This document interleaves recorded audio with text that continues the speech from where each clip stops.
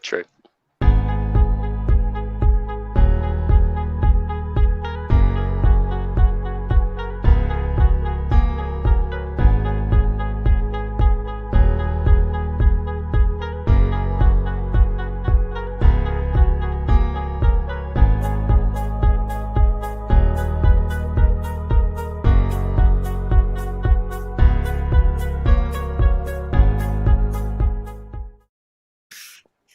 Hello and welcome to, well, it's a bit funny calling it Midweek Gaming. End week gaming. End week. End week End gaming. week. Friday. The reaction show to the 2020 Game Awards that was last night, or should I say this morning, in the early hours. Depending where you were. Depending where you were in the world. Welcome, got me again there. Welcome, Animated Evil. Welcome, Misuko. Welcome back from the dead. Thanks for stopping by.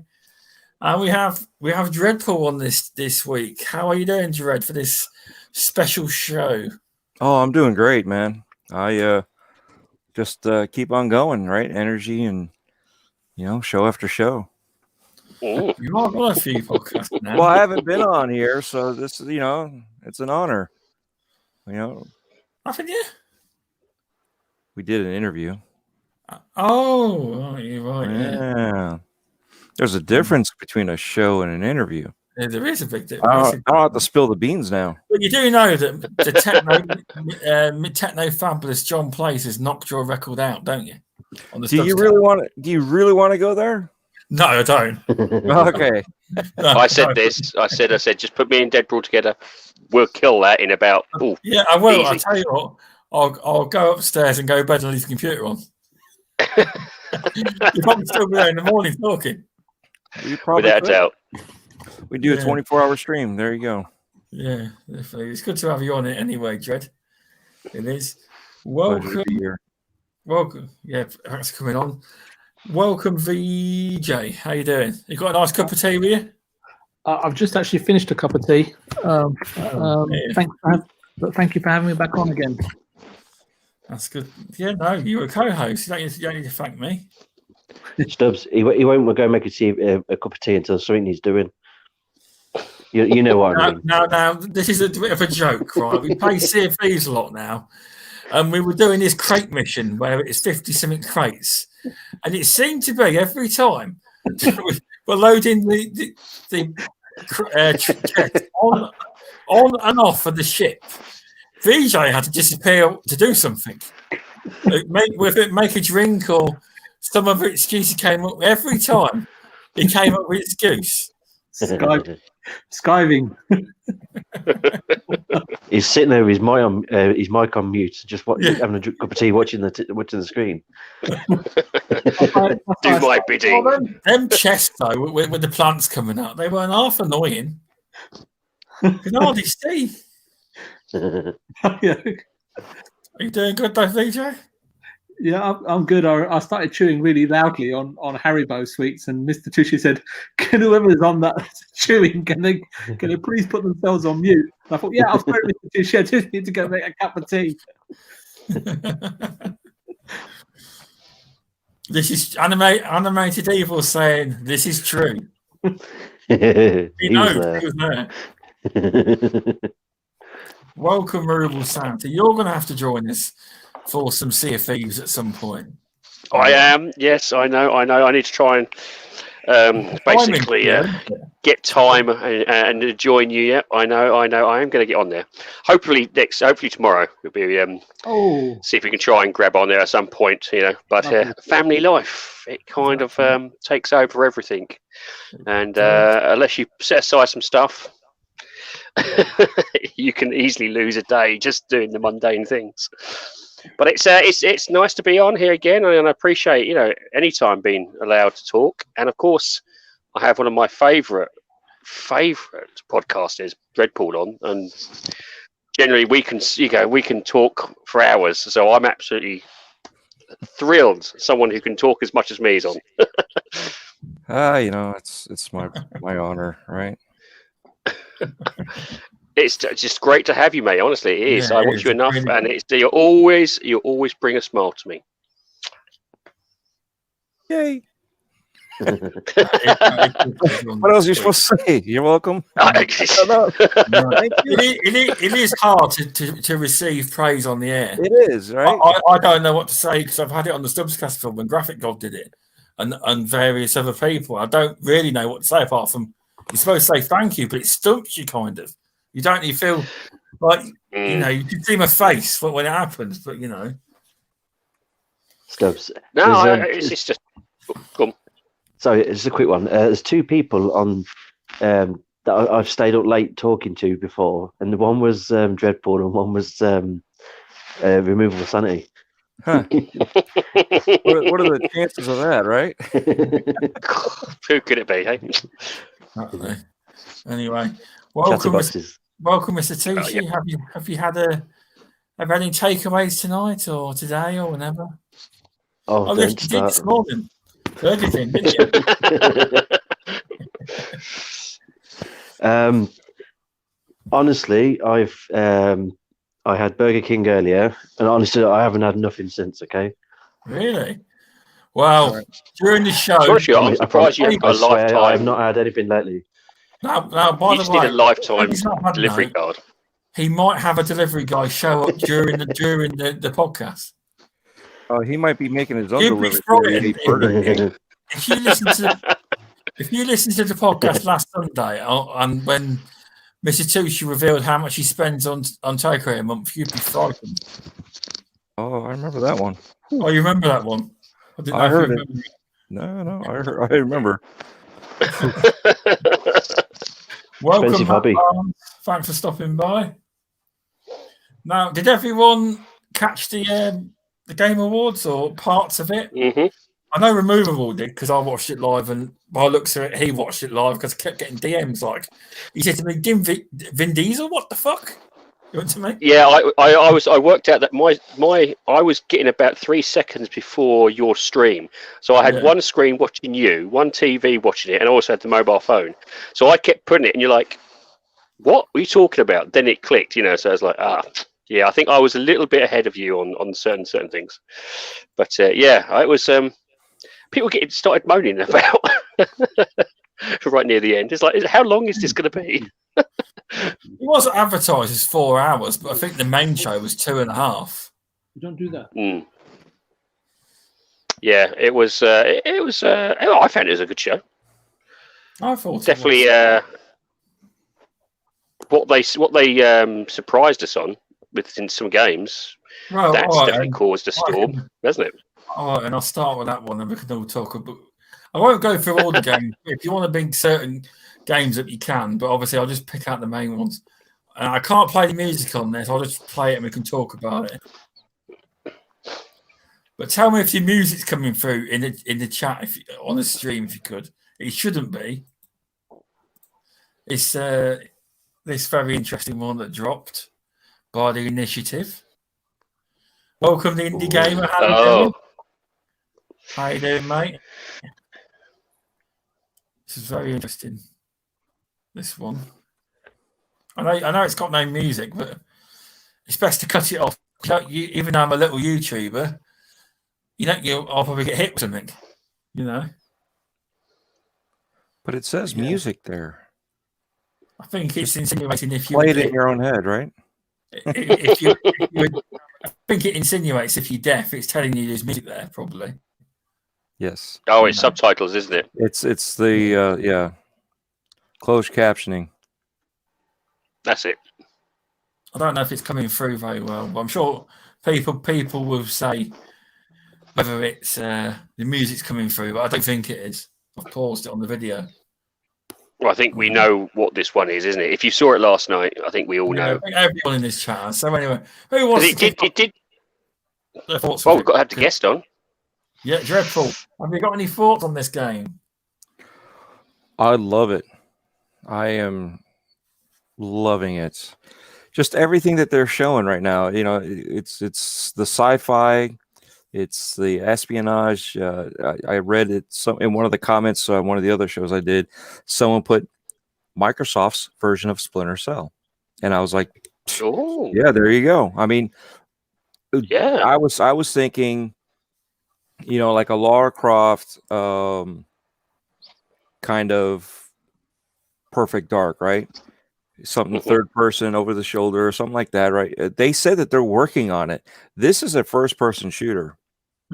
This one here. So they obviously must be working on 2 games. Whether or not, you know, was it Jeff Grubb said that it's in the Perfect Dark world, but it's not Joanna Dark. So if it's not Joanna Dark, and it's an offshoot, it's its own thing. All right, and this is a first person view. You know, this is going to be interesting because now, you know, it's obviously high tech. It looked like it was a drone flying through there. You know what I mean? With the machine guns on the walls that are shooting at it, and everybody's already down. So yeah, I mean, this is all futuristic, high tech, but yet not a space shooter. You know, so it's just like the original 2, where it's its own thing, slightly different and beautiful. And you know, we got these masterminds that are coming from all these high-end studios collectively working on this together. So yeah, I don't expect to see this next year. I may not even expect to see this in 2020. I'm sorry, 2022. So 2023 may be the earliest to even expect to see this. It could be even later, but I hopefully will be alive to play this game. It's you know what I mean? It's just, oh my God. Just the idea, you know, you just sit there and watch what you saw and picture that and expanding everything we just saw into a game. Are we going throughout the whole map that they zoomed in on? Is that going to be the one map, or are we going to be travel the world? Because it was a satellite going across the world. The first one, they did do different zones, different places around the world. So yeah, you'd like to hope that would be very similar. But you were saying that they're working on something else with the Perfect Dark world. I'm sure, I can't be sure, but I thought I heard some rumor, and again, this is a rumor, about Perfect Dark Academy. Because you remember the first one, they were, I'm sure if I remember correctly, she was fresh out of the academy or something like that, wasn't she? I don't remember. I can't remember. I know they mentioned an academy in the first one, so that could be very well what you're saying is you could be your own person who then jumps into the academy and joins the Perfect Dark team. What if Joanna's running it? Ooh. Why isn't Master Chief in Halo ODST? It expands the lore.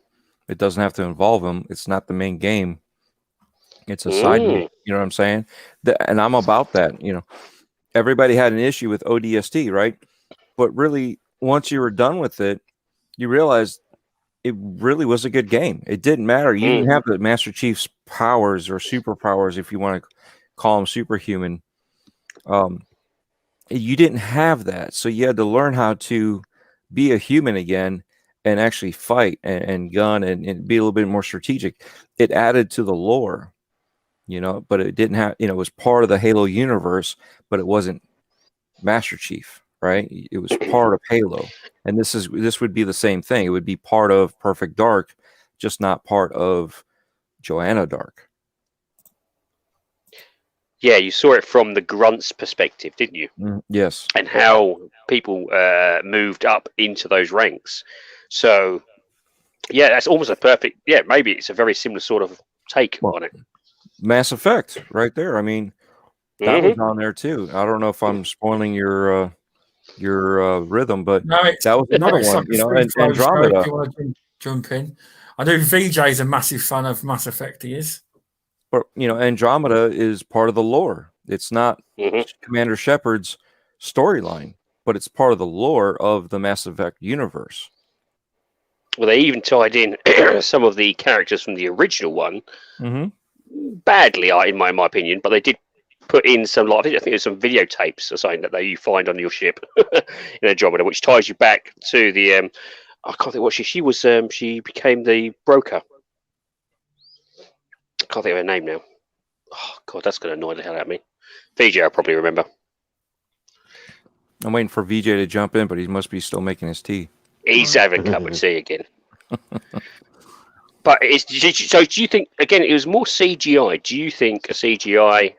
Okay, they're always going to show off a CGI trailer to try and get everyone hyped, which I think, I was looking on Twitter, it did. A lot of people were like, finally. Was that what got it hyped? Or was it just seeing the Perfect Dark logo at the end?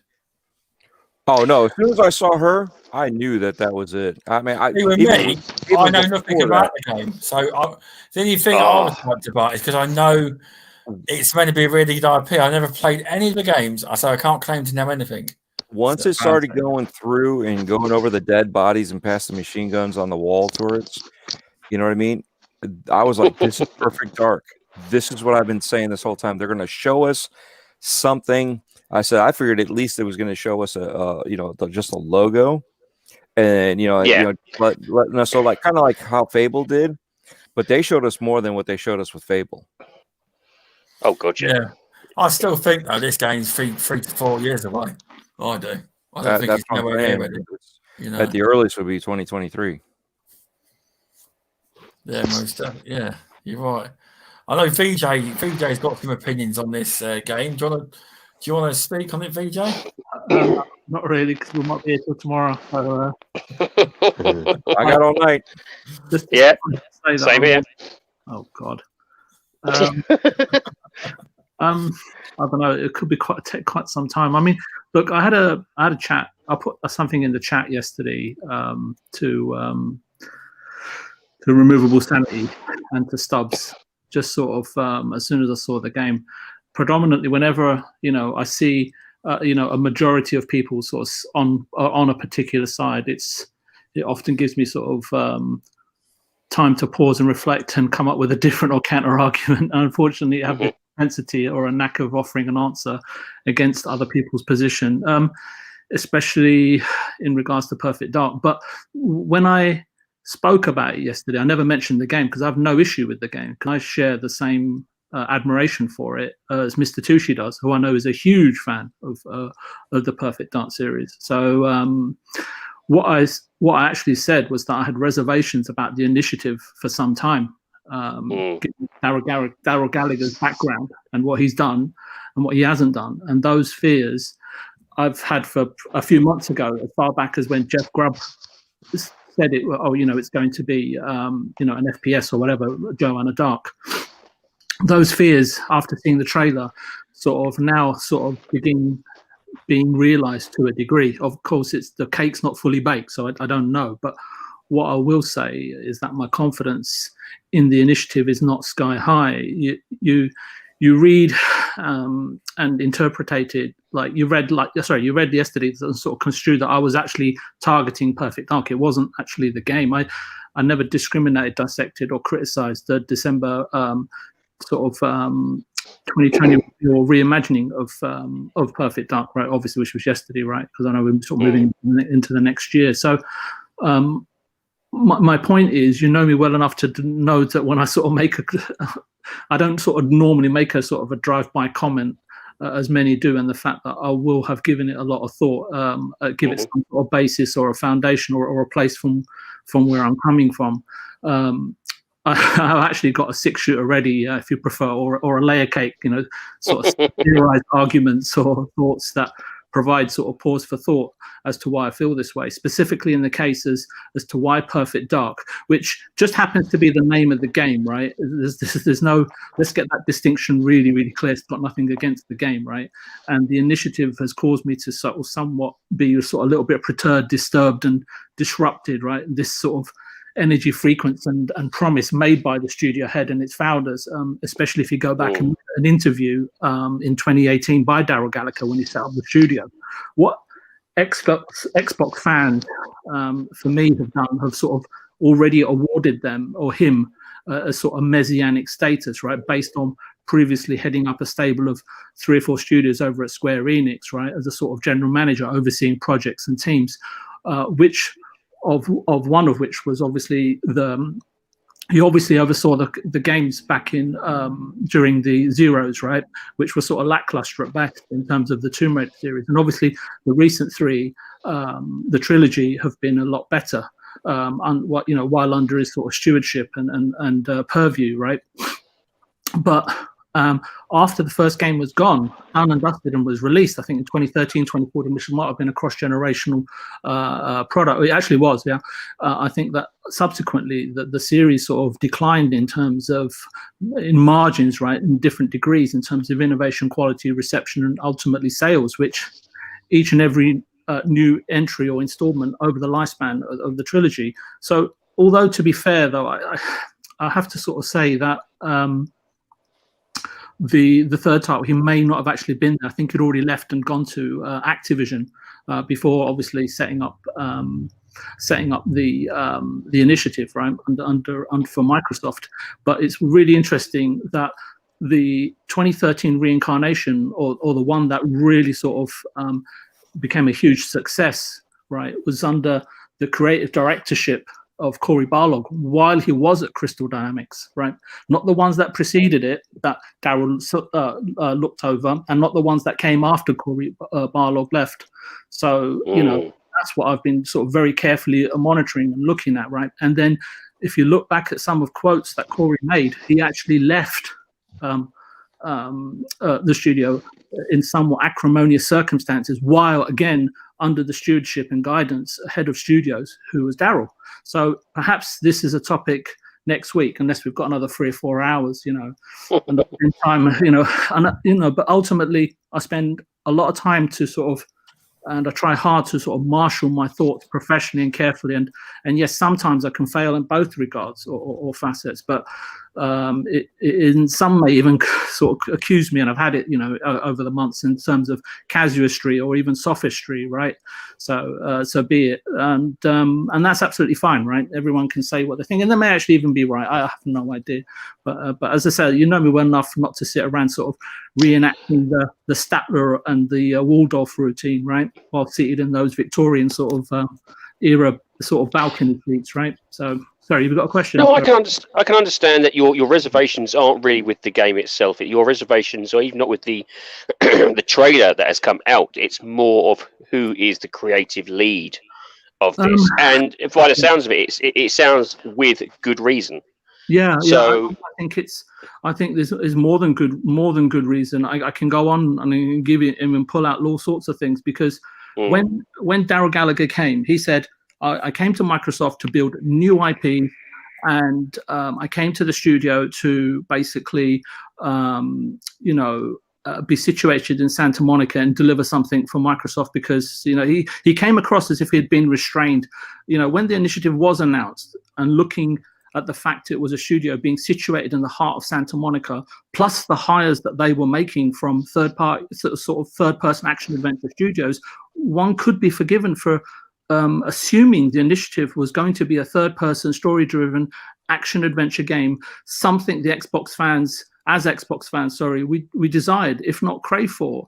Daryl Gallagher, the studio head or conductor in this instance, was going to sort of be handed total freedom, keys to the kingdom, and spearhead the potentially 23 studios, and of the 23 studios, and this was going to be the sort of shining light and star in the sky that the studio and all the other studios, right, in the stable were sort of going to look up to and aspire to. And some fans still vehemently believe, Xbox provides sort of complete freedom to its studios. And I was speaking to Stubbs earlier today, and but to me, the studios or key leaders often mention that, right? Even in people point to me and say, "Oh, they mention it in the media," but everything begins and evolves to a degree, and there is one universal constant, as I continually point, and that is change. And in the gaming industry, change, turnover, and creative dynamic is predominantly rife, in my opinion. Look, I can go on and on and on about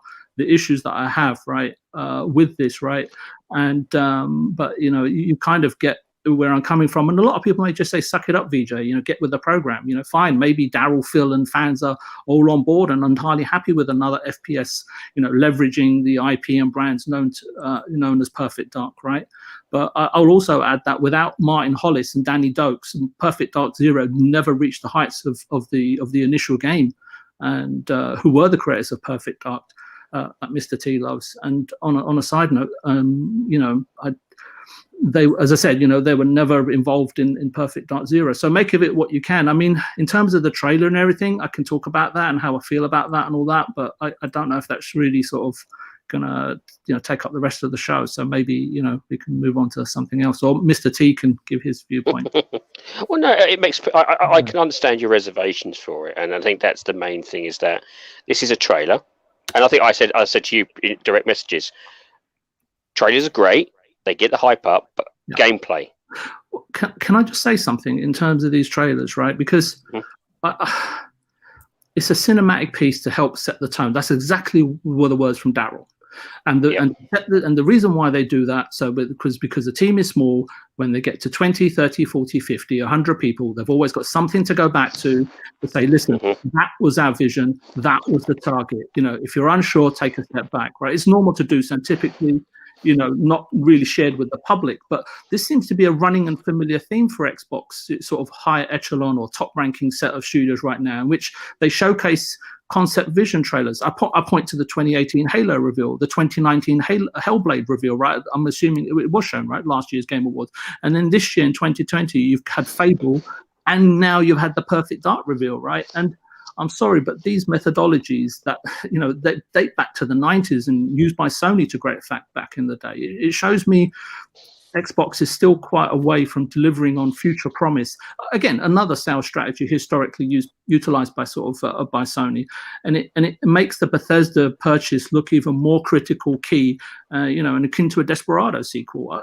I have to sort of, to a degree, internally digest the trailer, and I did. I watched it 2 or 3 times. The unique selling points they tried to get us excited or invested into were a pre-dystopian world, unique weaponry, and what was it, dynamic camera system that sort of kind of simulates motion, somewhat like you find looking via a GoPro body camera or whatever they were talking about, especially when navigating the environment, sliding over and under things or whatever the guy was trying to explain.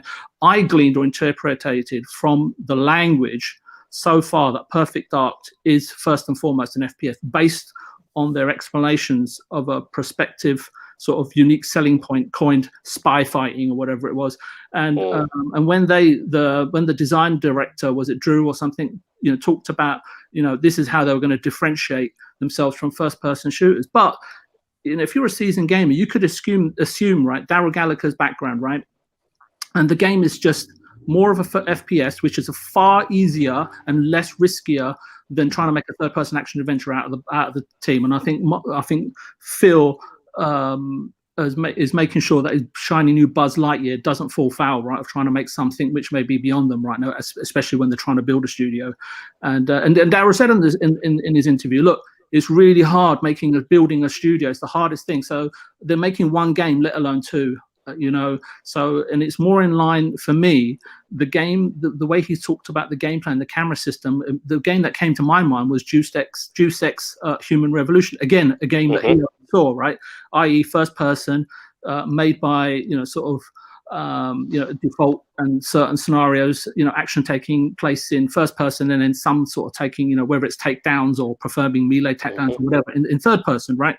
So that's the kind of thing where I think he's coming from. And basically, to leverage, add weight, and more so credence to my point, is that I'm taking into the account, as I said, Daryl as head of development has overseen games like Deus Ex, Hitman, as well as Activision's Call of Duty. So you can see the strengths that he's playing towards. And it's really in stark contrast in terms of the interview that he gave, right, in 2018. To me, it contradicts it.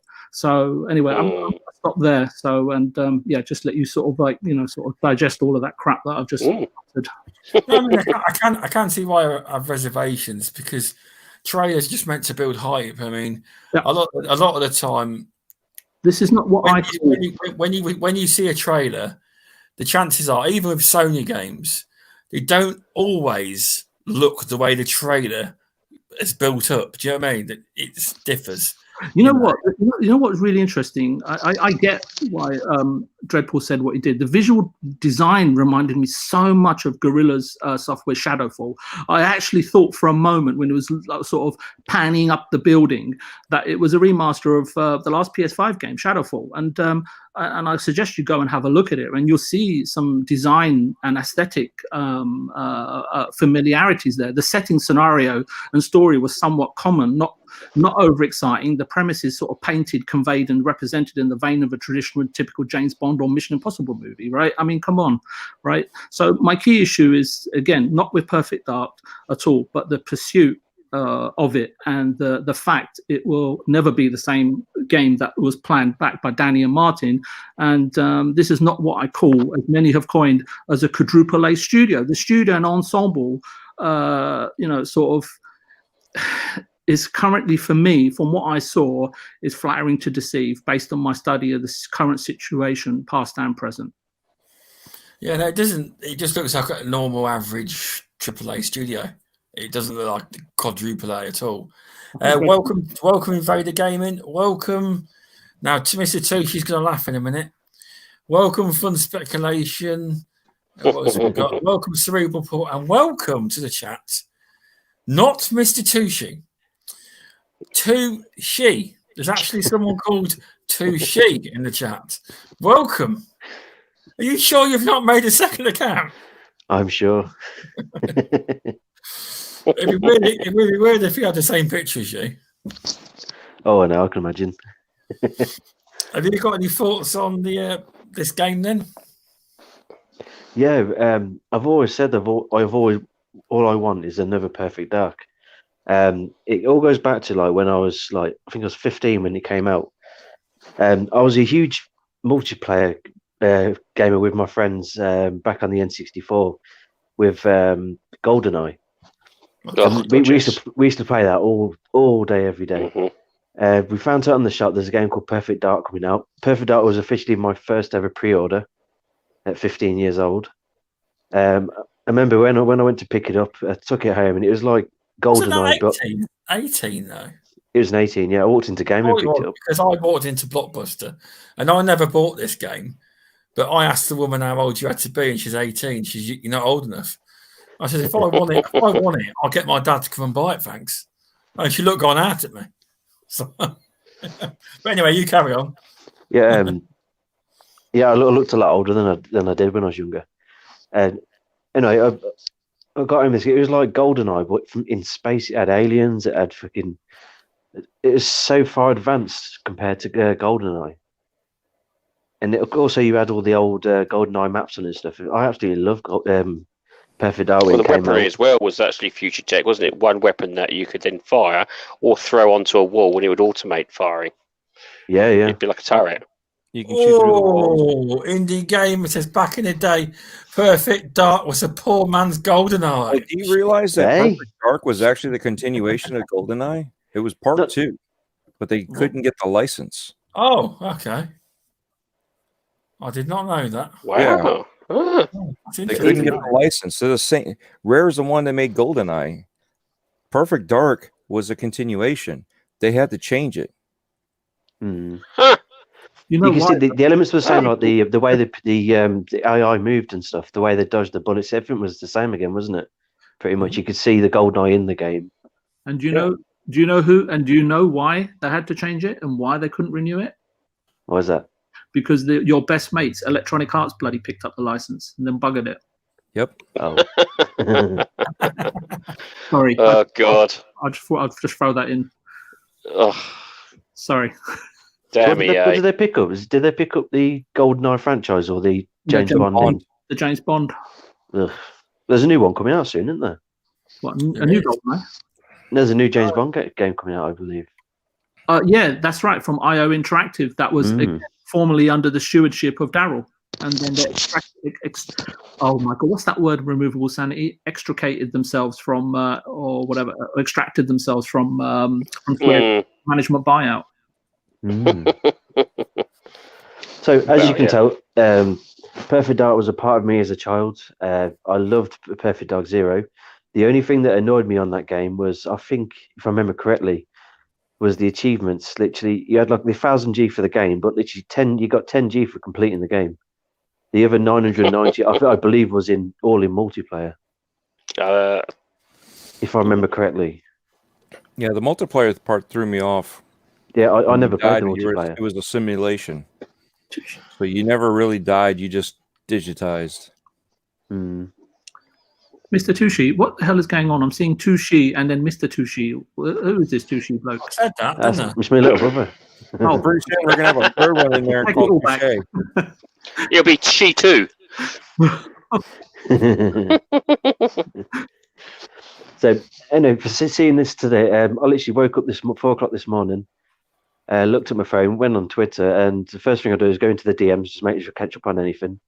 And all I seen was Stubbs' comment saying "Perfect Dark" in capitals.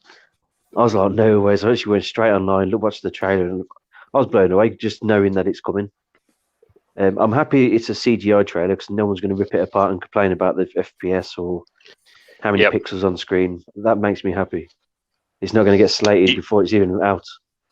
Do you have reservations of the studio that's dealing with it?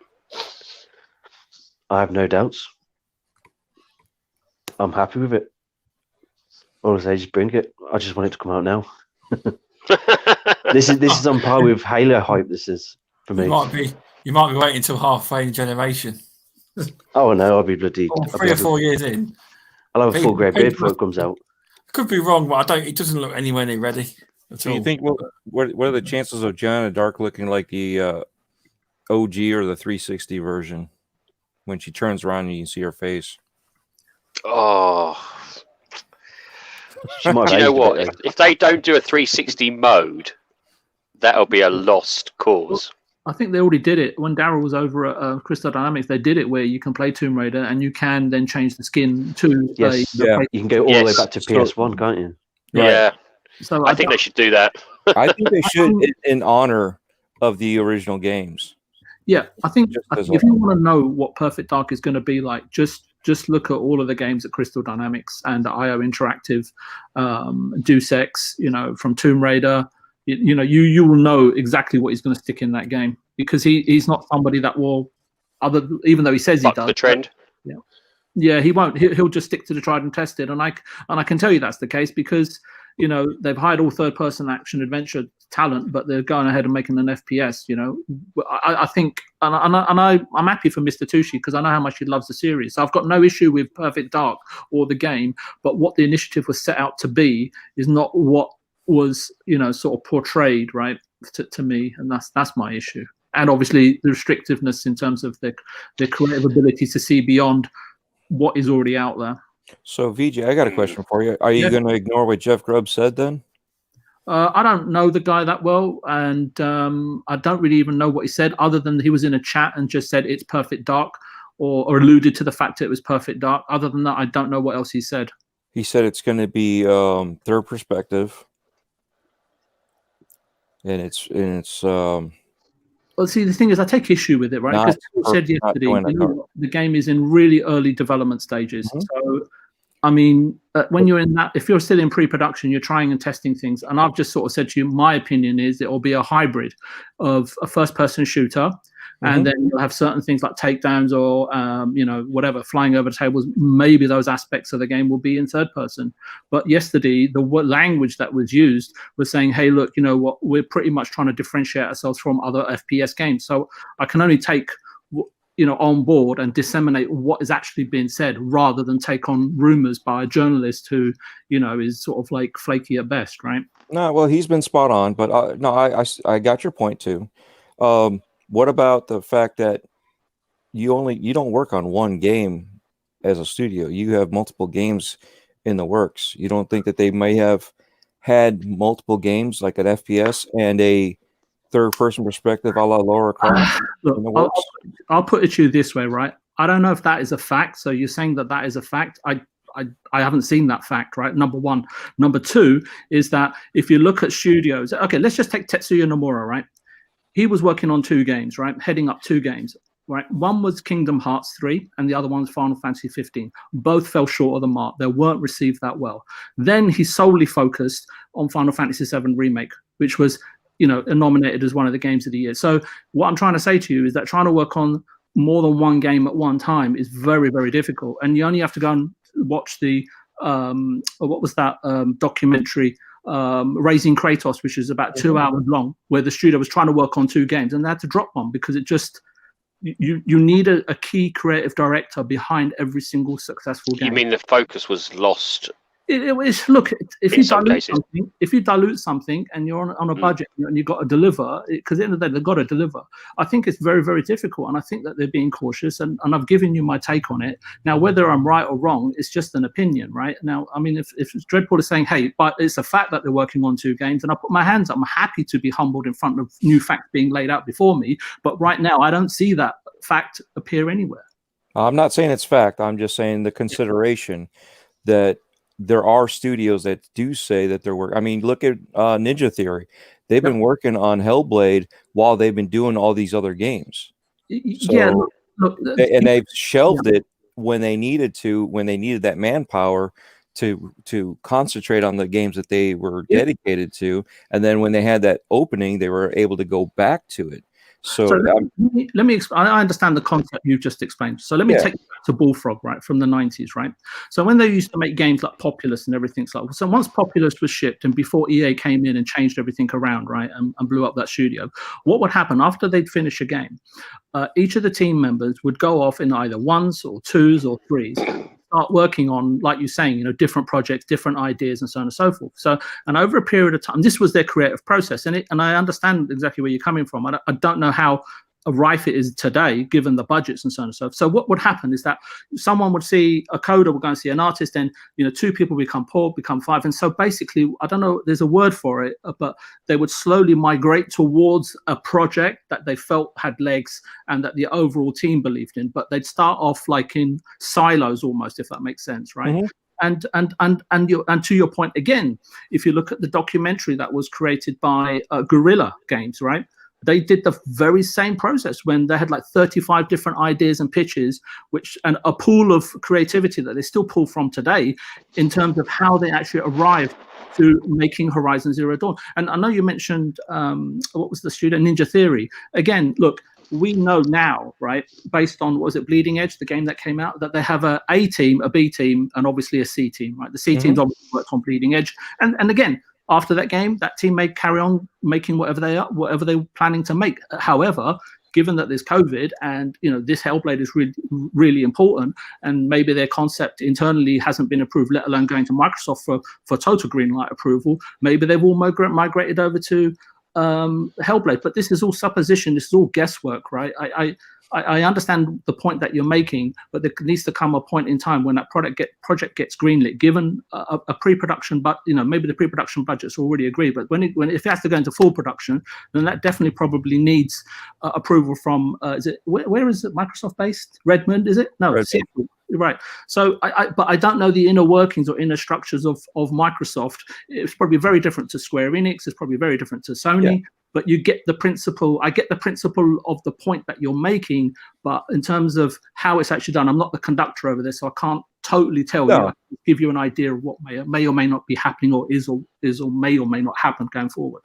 And neither can I. But I also look at the positive side of this stuff, that they can do all this. I mean, we just talked about Ninja Theory, right? They're working on Hellblade 2. It's a huge project, and yet they still tell us that they're also working at the same time on Project Mara. But the thing is, they may be working on Project Mara, but we have no idea what Project Mara is, other than a technical, right? So I don't have any issue with what you're saying. Early. Yeah, but it could just be, another Bleeding Edge, or it could be something completely different. I have no idea, right? It's just guess, and I don't really want to guess. But at the end of the day, if you're being positive, I have no issues with that whatsoever. But for me, I'm looking at it from maybe a different perspective and just offering that opinion.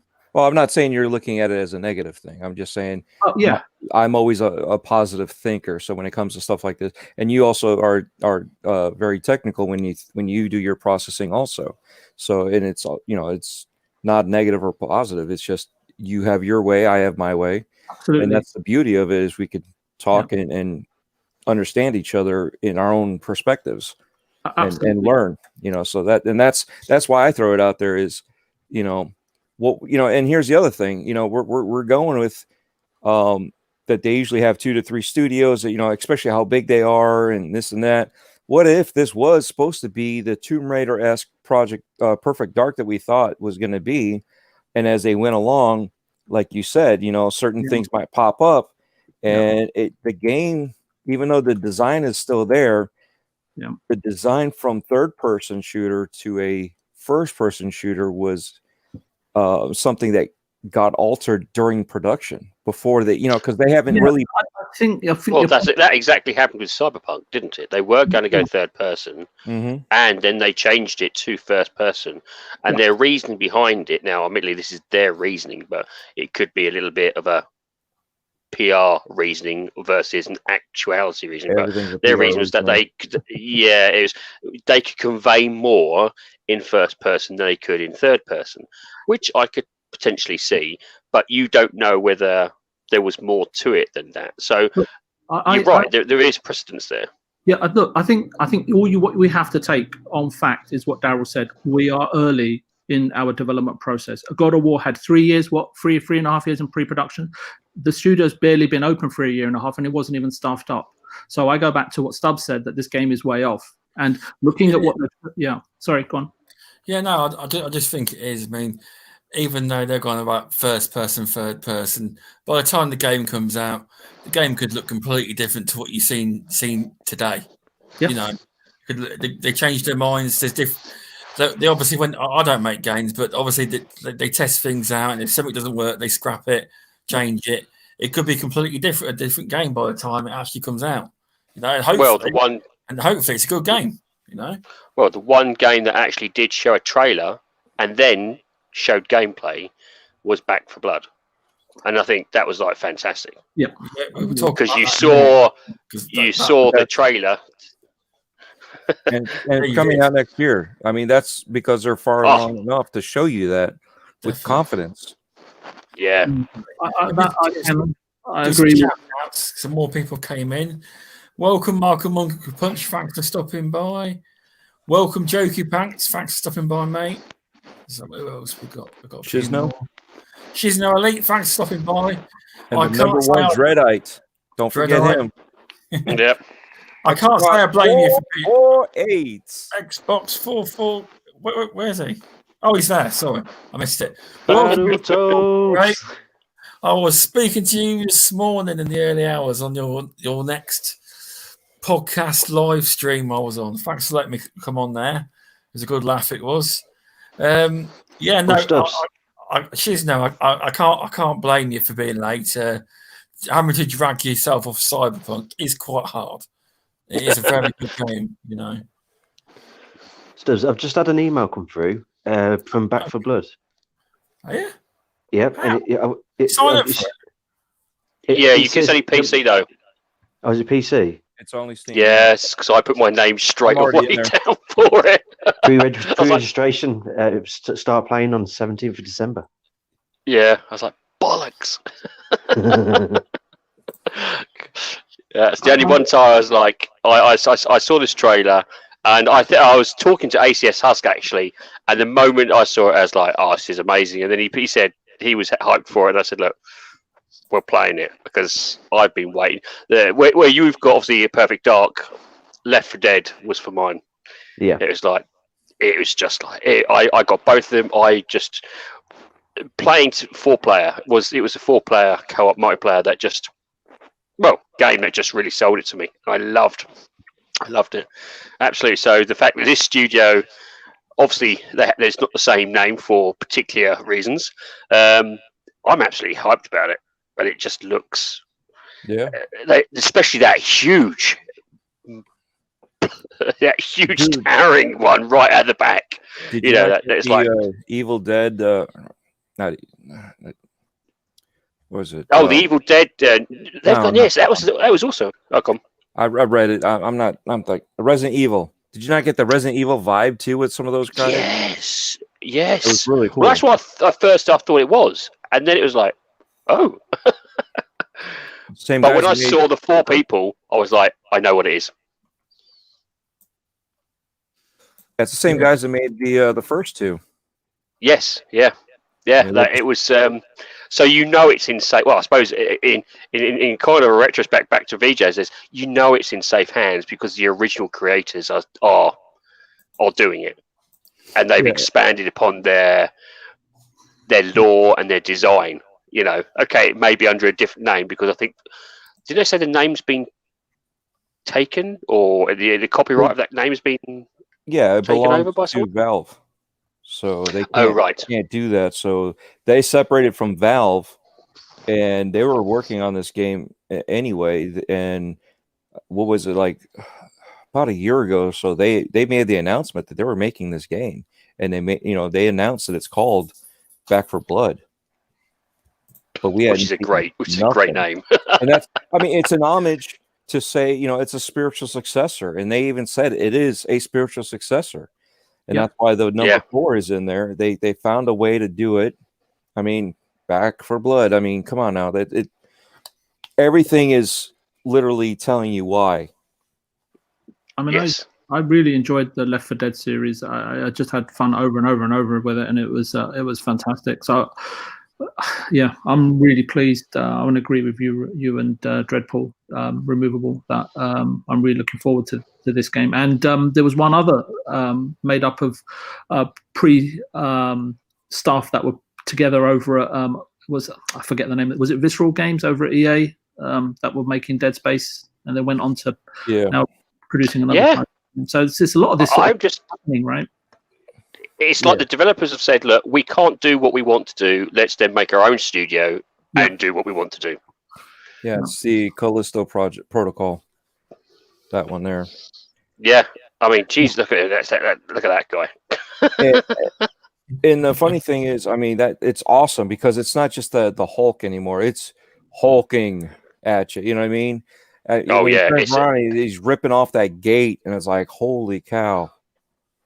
Or when he bashes through the columns, the support columns, and you're like, oh my god, they've ramped it up by a good amount. Because you could think, oh, they're going to rest on their laurels, they're just going to do almost a port, and they haven't. They've just gone, no, we wanted to do a hell of a lot more on this one. And the guy explained it, didn't he, in the actual game launch? He's like, you know what? Sorry, Mover. Was just something just crossed my mind, and it's an open question. Anyone can answer it, and I'll give a theory on it. Yeah. But it just seems to me that EA over the years, right? They just, whether it's Pandemic and BioWare that they bought out for 850 million, whether it's Visceral Games they buy out, whether it was Bullfrog back in the day, they just seem to want to just take players off the board so they can just sell more sports games. That's just what it's like to me. They have no intention to really. Push. Well, it's the running joke, isn't it? If EA buys you, it's death, and then you see all the doors of which he's gone through and killed, and it's just EA. It's almost like the death knell. The moment EA buys you, it is. And your game is no longer going to be around. The reason why I say that, I was so surprised to see. I knew the remastered trilogy was coming out. Again, everyone, please chime in. Is that was so surprised to see the Mass Effect trailer. In one respect, I was like, "Wow," and full of goosebumps. And then my brain kicked in and pushed my emotions inside. Oh my goodness, this is coming out from under EA. What sort of game are we going to get? I said the same thing. I said I was equal parts excited and equal parts anxious because I was like, I'm just hoping really that some of what's the guy's name that did Titanfall and Jedi Fallen Order? Vince Zampella. Zampella, yeah, thank you. I'm just hoping that because now he's in charge of 2 of EA Studios, right? Yeah. So hopefully he's able to push his weight around. Let's say that, right? And get EA and their shareholders and their stockholders, all those idiots up there that just want the money and want it now, to realize that they will get their money if they do it right. You know what I mean? And if they can, Mass Effect was making them money, and then they came out with Andromeda, which from the get-go, you had the eyeballs and everybody's making fun of it, and then this isn't my Shepherd, and it was like, come on, seriously? They should have just said, hey, and they did kind of like try to warn everybody, this is not a Sam. This is not a Shepard game. Yes. It's not part of the trilogy. It's its own game, part of the lore. And a lot of fanboys did not want to hear that. And then on top of that, when you had the bug eyes and you had the bad computer graphics that the computer was supposed to process, and nobody really went over to make sure that everything was up to par before releasing it. That's what kind of killed it for everybody, and it's just it was also one of the things was multiplayer. Mass Effect 3's multiplayer was, to me, it was it brought something new to the term horde mode, and they brought out characters weekly, perfectly formed, different powers, different ability characters that gave things new and meaning, and they even gave out new maps free, and it ramped up new modes. It was the only multiplayer I've actually spent money in. Not a lot, but I actually spent money in because there was a particular character I wanted to get for love nor money. And on Andromeda, it was poor as anything. It was like, how could you mess up? What you could have just copied it. I copied 3, and it would still have been brilliant. I still play the Mass Effect 3 multiplayer now. It is fantastic still, in my mind. And the Andromeda one, I think I touched it for a couple of hours, and I've never gone back to it ever since. Which is strange, because I've actually keep playing multiplayer, Mass Effect 3's multiplayer on a regular basis. Yeah, that's the thing. When these remasters come out, I'm going to have to, as VJ said, I'm missing out on the good games that know how to tell stories. As it's not a series I've ever actually played Mass Effect. Another series I've not played. It is. Brilliant story. But they have said, though, they're not actually doing, for those who do like the Mass Effect multiplayer, I think they're not going to put that as part of the remaster, which is, to me, that's a shame. Absolute shame. Because it is still, if you've got Mass Effect 3, the old version, it still holds up now as a fantastically fun experience. I mean, it was just something Dreadpool pointed out to, about Vince Zampella. Again, it's an open question, given his position at EA. I know he was brought up towards board level. I don't know if he's on the board or advisor to the board or whatever, associate director or whatever. But you'd have thought that, he's part of EA. He was bought out by them, whether it was cash or shares, I don't know. But he's invested, right? And you'd think that, I don't know what's happened, why, Casey Hudson and the other guy left, Mark, or whatever his name is. But you'd have thought that someone like Vince would have been able to broker, look, this is what needs to happen, right? Rather than this sort of really, I don't know, sort of testing or acrimonious, sort of decoupling, right, of the two people that kind of, from the outside looking in, sort of drive that studio BioWare, right? And then just suddenly just bang, gone. I don't know. It's really strange, to say the least. But EA corporate, they don't give in. It's the corporate setting that does all this. There's a lot of guys. You think about it in our lives. There's a lot of guys that work out in the field, and they go into our supervisor's position. And they're like gun ho. I'm going to make sure that we get the stuff that we need. I'm going to make sure that that I do right by you guys. Now that I'm one of them, I'm going to make sure. Guess what? Exactly. When the guy above you says no, you either listen to him and say, no, sorry, I can't do this for you guys like I wanted to, or you find another job. You know what I mean? So when it comes to the corporate ladder, you may have some weight, or at least you think you have some weight, but you may not. At least Vince Zampella had some weight to say, no, we're going to make Jedi Fallen Order this way using Unreal. So how much weight he holds will determine on how much the rest of the company can follow underneath him. The game did exceptionally well, so I'm hoping. Hopefully, they gave him that power. Even more weight. He hinted that it's like all free. That's what we want. That's what I want. Titanfall 3. Well, that's not on the Game Awards show though. But we did see. Was it the Dead Space-esque game, which blew me for Callisto a trailer. Protocol. Was like, wow, okay, that really? Because I was thinking this looks very Dead Space, and I'm following an indie developed game that is doing a very similar version of Dead Space, which is being done at the moment. But yeah, this one kind of was like, really? And then to find out it's from the same people, I was like, okay, this could be very good. Mhm. And that's the thing. I hope it does do well. I hope it's nothing like Dead Space. I hope it's actually scary, because it's basically monsters in space to me. It's not scary. Alma was scary, but I'm hoping it does well. So maybe they'll bring back Alma. And I know that's a WB game, but still, you don't want to see a game do bad, right? If you see a game do good, and then the competition can say, "Hey, it's doing good. We can do that too." And that's the whole thing. There's a lot of people that want to downplay some of this stuff. It's not my type of game, or at least the original, but I own them. And at the same time, I know what you mean. I don't think that they're that it's scary. You know what I mean? It's got a monster, but so is Frankenstein. It's not scary, But when you're the one that scares people, this stuff is not scary. Alma is scary. You know what I mean? I had my daughter in the haunted house at 6 years old, walking around with one of those old dresses, kind of like oh, I know what you're talking about. Yeah. Yeah. It's like yeah, I know what you're trying to say. Yes. Yeah, but anyway, we know what we're talking about.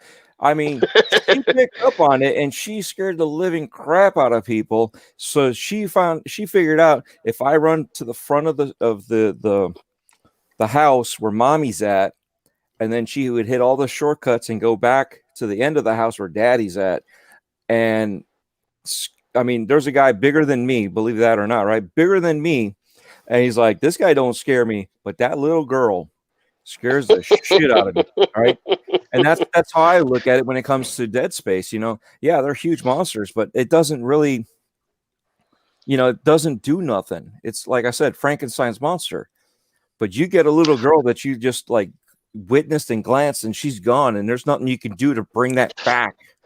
Well, it's a different type of horror. You've got Hitchcock horror, which is based on what you may not see or what you think you can see. Mm-hmm. So the way that he described it was the biggest horror or scares was coming from your own mind. So, like, if you look at, I think it's the famous shower scene in Psycho, is like, you never see the knife go in. You just see the knife go towards her, and then it cuts away at the moment it's supposed to. But it was classified as one of the most horrific scenes ever, because he played with people's minds. And then you've got the typical standard horror, which is it's gore, it's gutsy, it's right in your face, and it's got one hell of a lot of jump scares in it to try and ramp up the tension whilst you're seeing this stuff. And so there is kind of a two-way horror way to do these things. But I like the mental mind fucks when it comes to horror. You like your mind to be messed with. Yes. Sorry, was I not supposed to say the F word? No, I think it was perfect. But you know what I'm saying? I think we've just... I know what you're saying. Yeah, and this game, actually, as a spiritual successor to those games, looked really good, right? It looked great. It looked like it's got some of that creepiness of the horror, and nothing like Alien Isolation where you're like, okay, I got to go hide. You know what I mean? It actually looked like, what is going on? And then you're looking at this thing behind you, and it's like, wasn't that the guy? What's going on here? Yeah, in his bunk bed. Yeah, and then also it's like, what? And that's the funny thing. What was it? Mav. Somebody had mentioned that it looked like it was Vin Diesel at first. So I'm thinking, oh no, is this going to be another Riddick? And no, it's not. Because but it was like, oh man, that would be so cool. And yet again, here he is showing up later in the show. So it was like, holy cow! Talk about prediction of somebody calling out Vin Diesel. Yeah, but this game looks cool. Yeah, it's like with that Arc 2. It's caused a bit of confusion because What is it? Is it like the first one, or is it a story-based? That's not the confusion. It's the fact: is the bugger actually exclusive, or isn't it? Because Aaron Greenberg's saying it is, but then the developers came out on Twitter and said this is launching exclusively for the Xbox Series X and S and PC. Now, does they said launching? Does that mean the launch window exclusivity, or is it actually an exclusive? That's the Sony question, right? Because that's what Sony does. They like to say launch exclusive. So right now, that's part of the marketing, and we won't know until later on. Exactly. And welcome, Assassin Looper. But yeah, it was. So is Ark 2 exactly the same as Ark 1, a first-person survival simulator, or is it a story-based? It's from my understanding, it is a story-based game. It's not like the first one. It's based on the lore of the first game and how they did all the dinosaurs and stuff like that.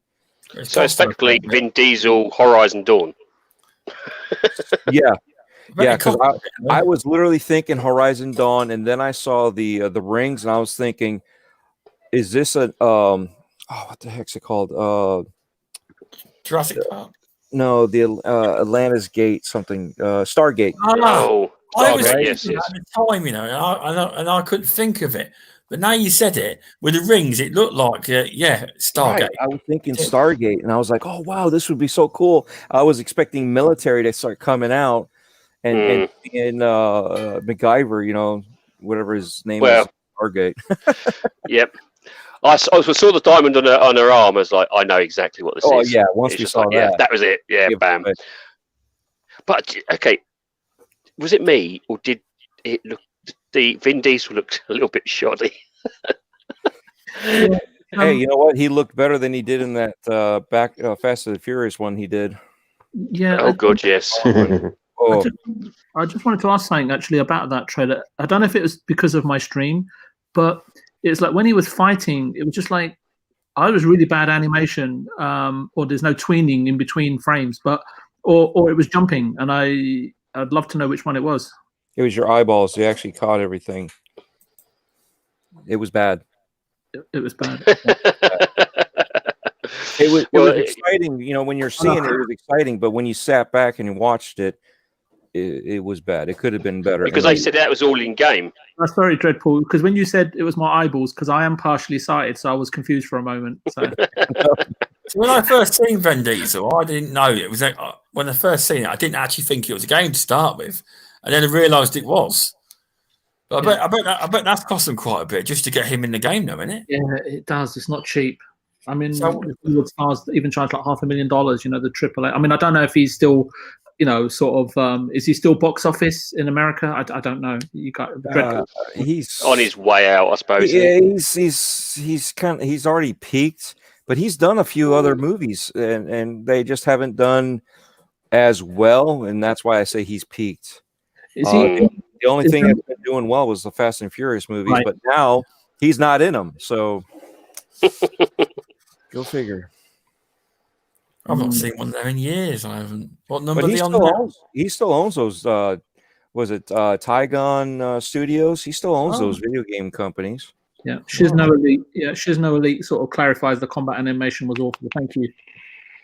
What do you guys think about the Microsoft Flight Simulator finally coming to the Xbox Series X and S? I'd definitely give it a try. I thought that was going to happen anyway. It was like kind of obvious to me. It's going to happen, yeah, but it was just like when. Do you think it will be? Do you think does it use cloud tech? Do you think it'll be?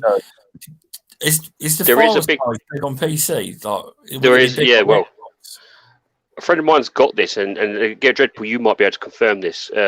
He said to me, you actually download assets. So if you want a particular area, high quality assets, you have to download. So we'll go for San Francisco. Say you want to fly over San Francisco. Now you can fly over it and it'll be average assets. But if you want full 4K, full high quality assets, then you have to download that.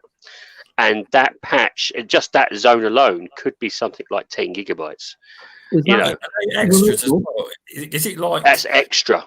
Say say you're in the base game, because this is how I think it's going to work. I could be completely wrong.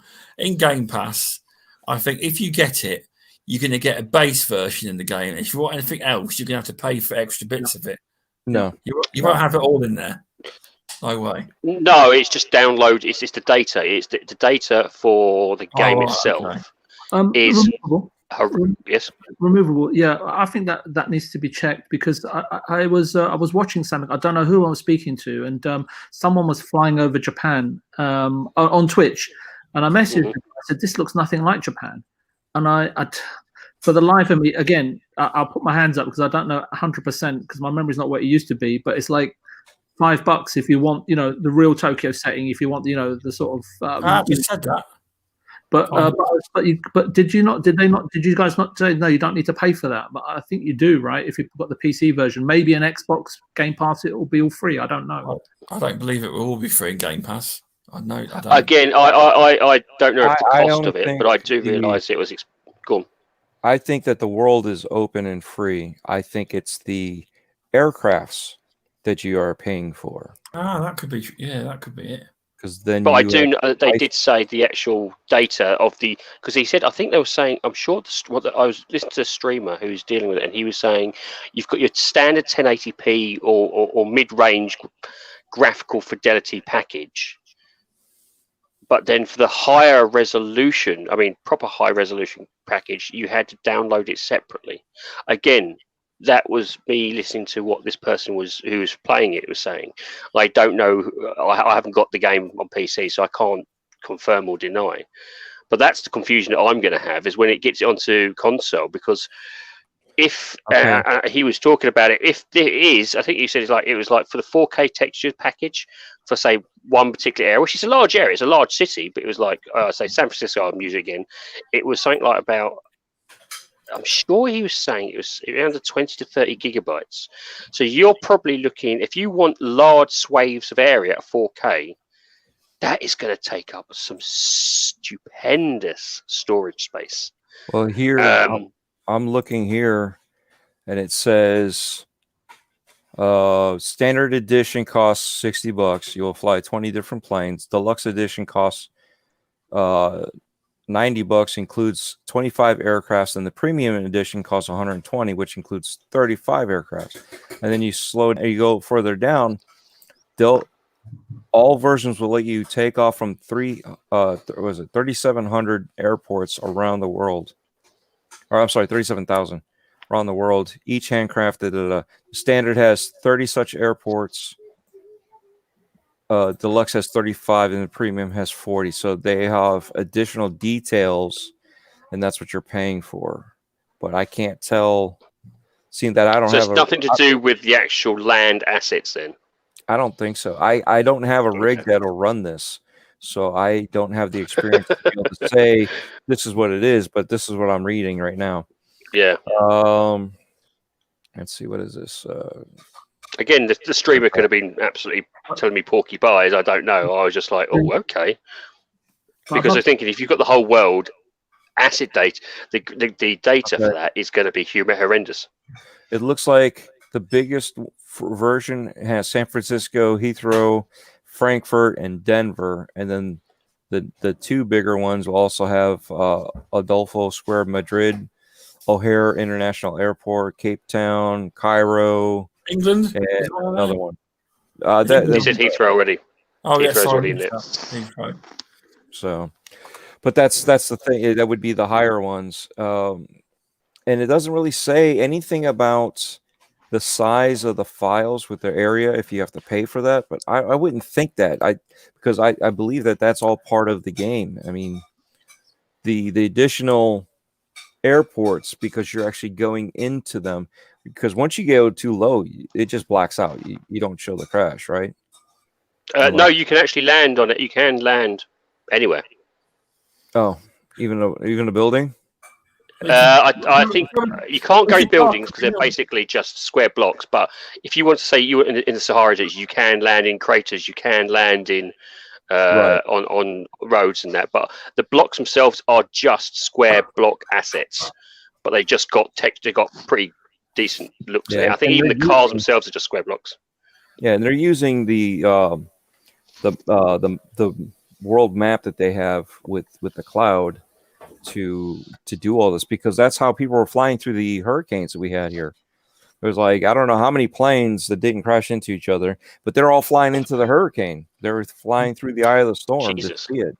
They're using real weather patterns and flying through that. So there is some cloud activity there. There has to be something to download. I mean, if you want higher detail assets, you can't stream that down. There's no way. So that makes sense. That's what I was thinking. But I don't see them. You have to download it for that.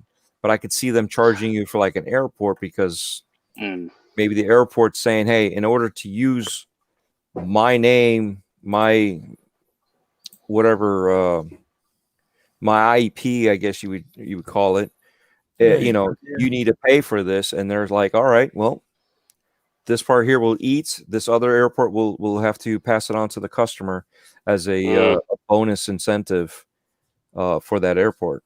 That's the only thing I could think of. Like I said, I don't have it, and I can only research it, basically. You know what I mean?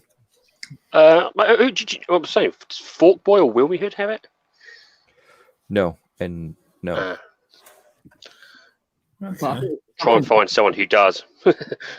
I just wonder what Mr. Tucci is going to be flying around. Oh, I don't know. I know Cerebral Paul's got the game. There you go. You can ask him. He was in the chat today. He was. Oh, that's all right. Yeah, it probably will be a good idea. Yeah, just to confirm, because I'm sorry, but I figured Mr. Tucci we'd pick the helicopter and just stand in front of the TV doing the helicopter. Do you know the way I feel about Flight Simulator on the console, when it's on PC, in my head, I think of like a PC guy with all the proper equipment, doing everything professional. When you get people on console, I just feel like they're going to go out there, just do loop the loops and just mucking about and stuff.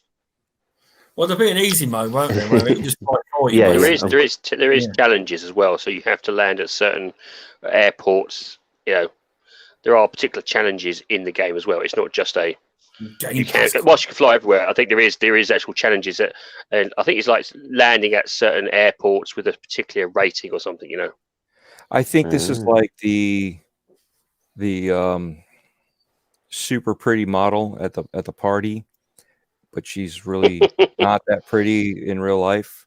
I think this is what this game is. Everybody wants it because it's immaculate. It's gonna be great for the first 30 minutes. Exactly. Or 3 minutes, depending on the guy, right? And I'm talking about the game, not the model, but that might be the same case. But yeah, I mean, it's just, I think it's getting a lot of hype because, I mean, it didn't have hype before. Those that were hardcore into it were still dealing with the last model of Flight Simulator. They were expanding on it, making mods. They were doing all this stuff. And then out of the blue, Microsoft comes out with this one, and they're like, are you kidding me? We just had a release on all these updates. We could have waited for this thing. And they didn't, you know what I mean? So there's a lot of but I mean, for the most part, was anybody interested in Flight Sim before this? Before the series, during the one era, anywhere from 2013 to 2019, or let's say even 2018. I'm not a simulator fan, to be honest with you. Right, and that's the thing. This is one of those simulator games. It's going to appeal to a small demographic, but the beauty of this is it opens up to others that didn't know that they would want to play this, so they get to try it out, and they may grow to actually play it and understand it and like it and realize, hey, you know what, I like this. I mean, as we grow older, we don't like all of the same games that we liked when we were kids. There was games that we play now that we would never play when we were kids.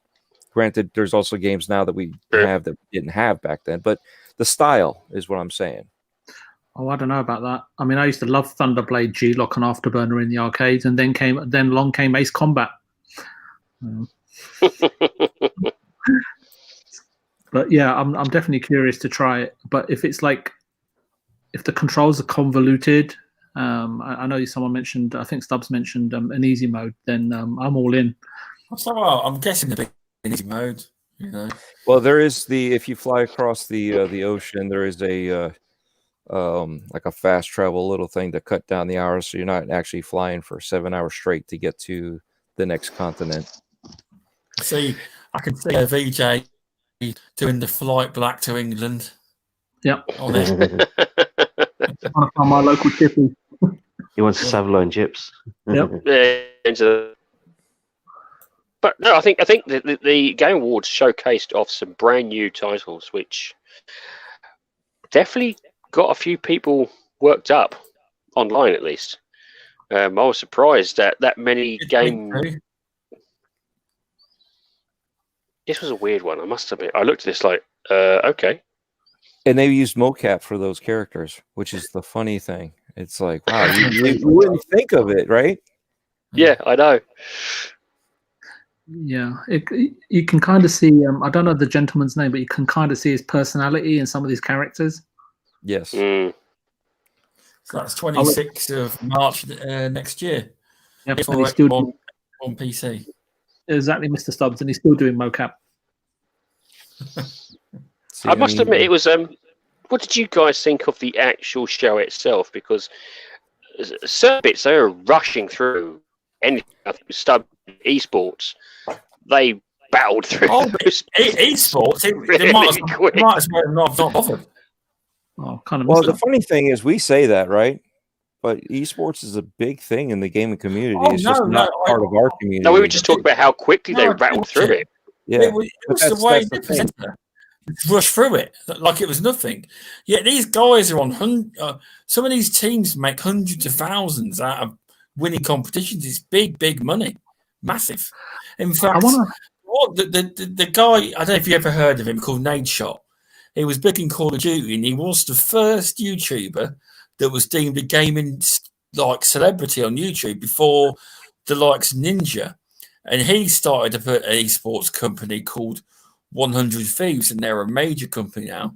But someone invested in him, and now it's quite a big company and esports. And they've only just come back to Call of Duty because he was a Call of Duty player. Well, no, they're quite a new team now, but that's what I'm getting at. Exactly. They're hugely popular, but I've never heard of them, right? So I'm not saying I'm the everybody. I'm just using myself as an example. In the Call of Duty League, it's 26 million per team just to get a franchise. It's like sports; each city has one.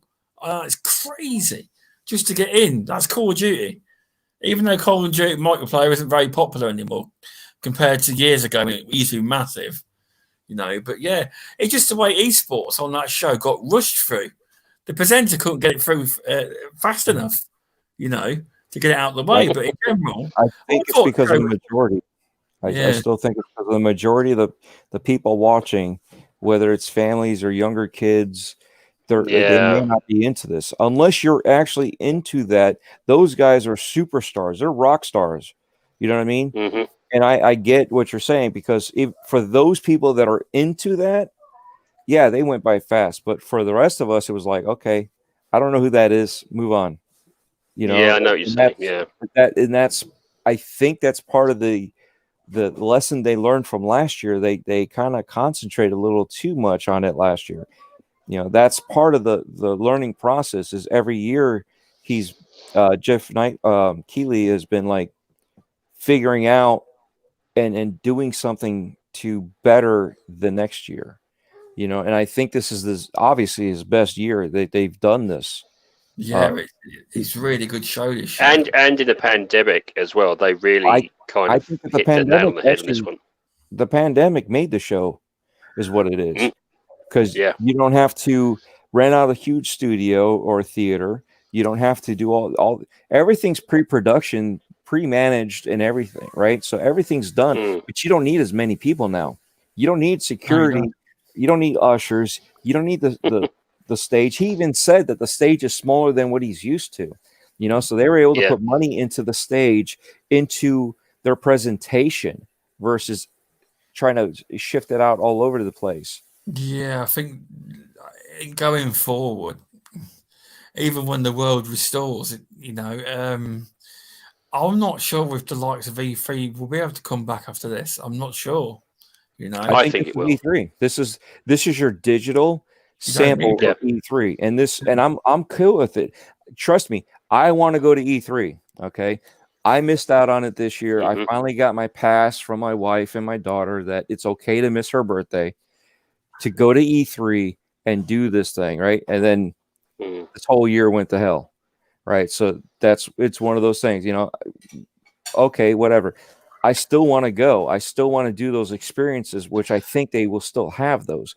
But I think the main show for a lot of it will be digital to keep from everybody congregating like that. At least now you can have more space in these booths to be able to, you know, once this pandemic crap kind of goes away, to be able to have people congregate together. You're still going to have convention flu. You're still going to have that happen. It's never gone away, no matter how many people tap elbows. That's part and parcel of the convention, isn't it?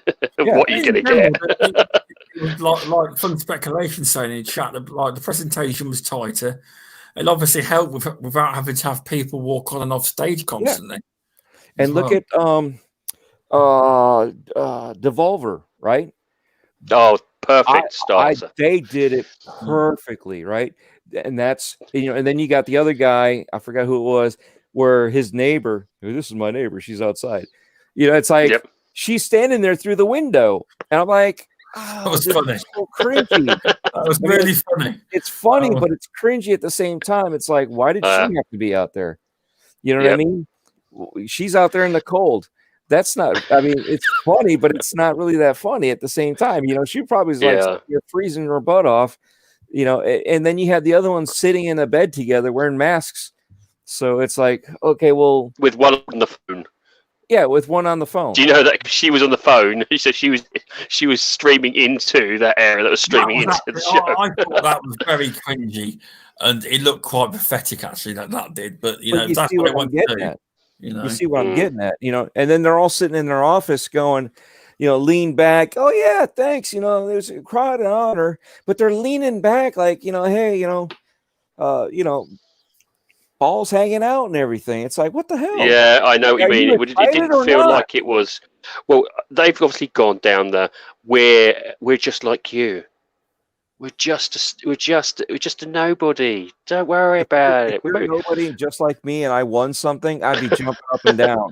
Right? I'd be ecstatic. Like, you know what you mean? Yeah. You know. Welcome, Killer Crow. Thanks for stopping by. And yeah, the award show, it was very good. And I've just in the counts. Last of Us 2 won 7 awards. It did. Oh. So obviously it was well justified because otherwise they wouldn't have won. You know.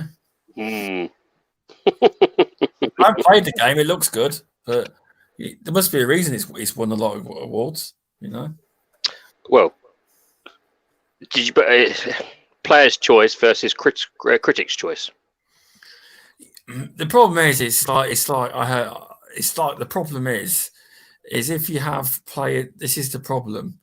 Is you can have the media, and they're always going to get a bias. But then if you let the public vote, then you can, and you put Xbox and PlayStation games into the same award together, you're going to get the Xbox fanboys and the PlayStation fanboys voting like crazy and voting for games that they haven't even tried.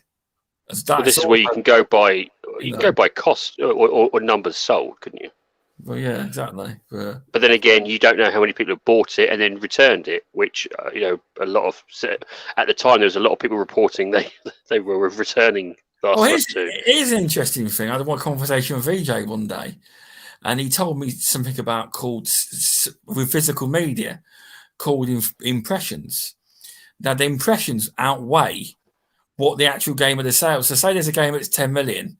The true impressions of who's played the game could be 40, 50, 60 million. Or 20. You mean? You got 4 people in a household. That's one game that had touched 4 people. It was interesting, VJ, when you told me about it. You there, VJ? Yeah, I'm here. It's very interesting. It is. It was look, the first time I remember it being talked about was in regards to the original Last of Us. when they'd only sold something like 10 million or something like that, but they said the impression rate was up to 17 or something like that. Now, obviously Sony and Microsoft and Nintendo have got far more intellectual analytical tools right at their disposal that help them drive their business models forward, and they know best. And obviously that's partly the reason why we're seeing Sony removing retail facings in Japan. They're pushing hard over there to go all digital. I did want to talk about the show. The one thing, and look, I only glanced at it, so maybe someone can answer this better than me. But like in this day and age, we talk about equality. There was a lady there presenting some awards as well, but it kind of felt like Jeff had got like all the cream of the crop and presenting all the top awards, where she was just left with pointing to. She was in a corner almost, weren't she? Yeah, and that didn't sit right with me. Look, if you've got her as a co-host, then host the show together. And I think she was cheap to have either. You know, I don't know. I just think that rather than treat her as a subordinate or as an, come on, have a bit more of a brain and co-host a show together. Look, I may be out of my depth here, and maybe someone else can take this from here. But that was just something that kind of just gnawed at me a little bit. That hey, share the show together with her, Jeff. If you want to be progressive in some shape, way, or form. Now maybe I'm in the minority. I just don't know, but everybody can have their say. Exactly. It's very cool wearing his suits and his trainers, isn't it? I thought he looked out of place personally, but yeah, they were slightly ostentatious. Well, what I'll say about her is she did have the pre-show all to herself. It's Jeff's show. Mm-hmm. So when it comes to stuff like that, it's it's a show and a privilege, right? I wouldn't say it's his show. It's a privilege, right, to be able to host something like that. I look at the end. Yeah, sorry, go ahead, Dreadpool. I'm being rude. No. I mean, it's your point of view. There's nothing wrong with it. Trust me, I'll introduce you to a few people that'll change your mind. That's fine. I mean, but that's the whole thing. Is he gave her. She has her own spot that she's actually doing all on her own. She's doing the pre-show all on her own, and then it's going back and forth. I'm sorry, but if I ran something and it's my show, and I bring somebody on, whether it's male or female, I don't think it's me pushing them down or keeping them down because I have privilege. It's not my privilege. It's my show. I own it. Yeah. Right. So if I put the hard work in it, why do I lose the due diligence of the hard work? And then it's just downplayed because it's privilege. Is that what? Yeah, I see your point. I wasn't aware that it's his show, that he's invested in it, that he's structured it, and so on and so forth. But what I will tell you is that, when we were speaking and chatting in between ourselves and with other people, everybody was saying, "Oh, when does the pre-show finish so we can get to actual, then I'll tune in and so on and so forth." But I get your point. If you're saying that he's given her a piece of the pie and she should just be happy with it, then that is another point of view, and I can understand that. He's an executive producer. He hired her. And she's getting paid too. Yeah. But no, were you all happy with the results, or do you think it was snubbed or biases with the game of the year? I think it's neither here nor there, really, for me. It's really kind of irrelevant, right? It probably means more to the creators and in terms of how they feel. And at the end of the day, they know the truth of it. Jeff knows the truth of it. I did see a lot of sort of like, because I was watching the awards show, the actual one, not sort of like a watch along. And as soon as the awards came out, the amount of sort of negativity and well, you can guess the sort of narrative that was popping up. And yeah. At the end of the day, it is for the show. Is a show, gamers watch it and public watch it around the world, but in general, it is a show made for the developers. It's their show. It is. Yeah.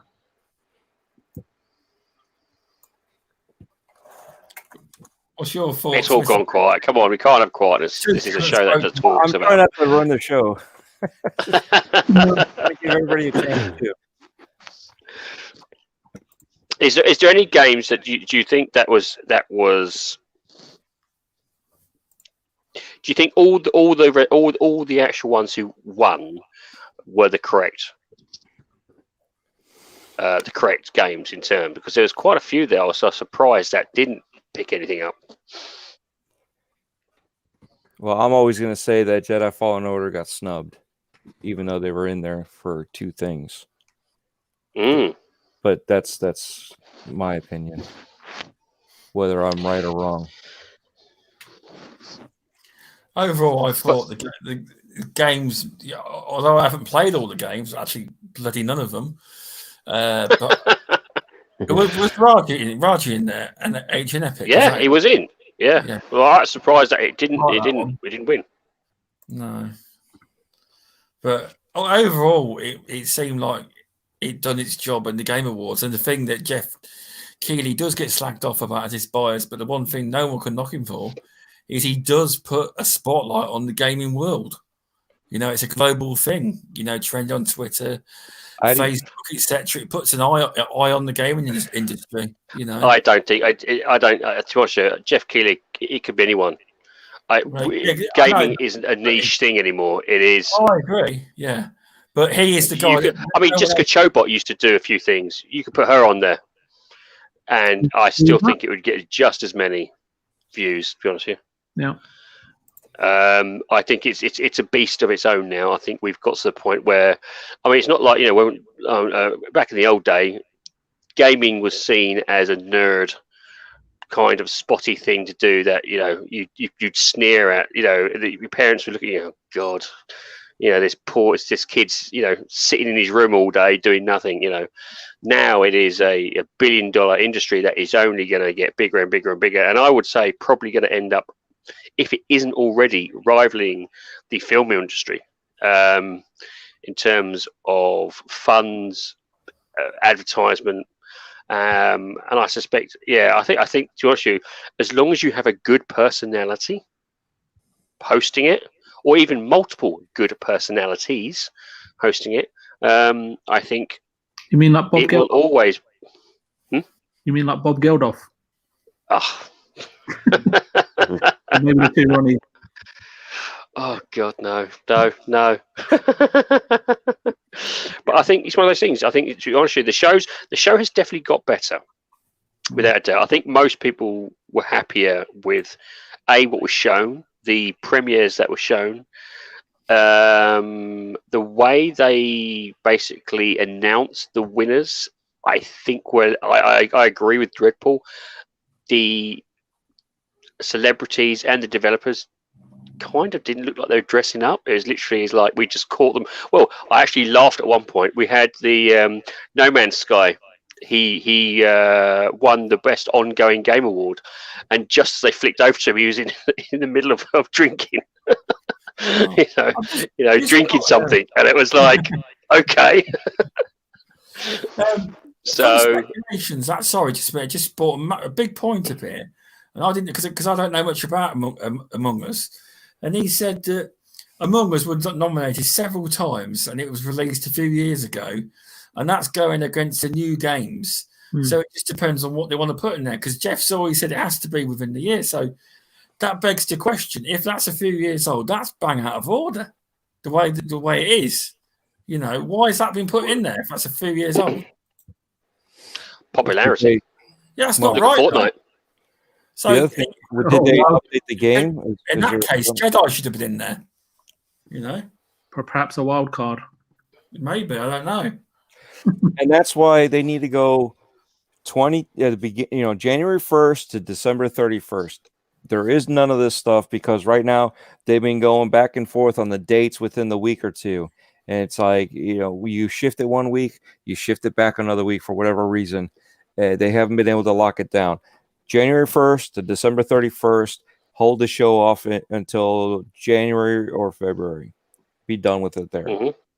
Did you notice this then year? there is no fighting. Did you notice there's loads of adverts in the show this year? In general. Oh yeah, it was much more.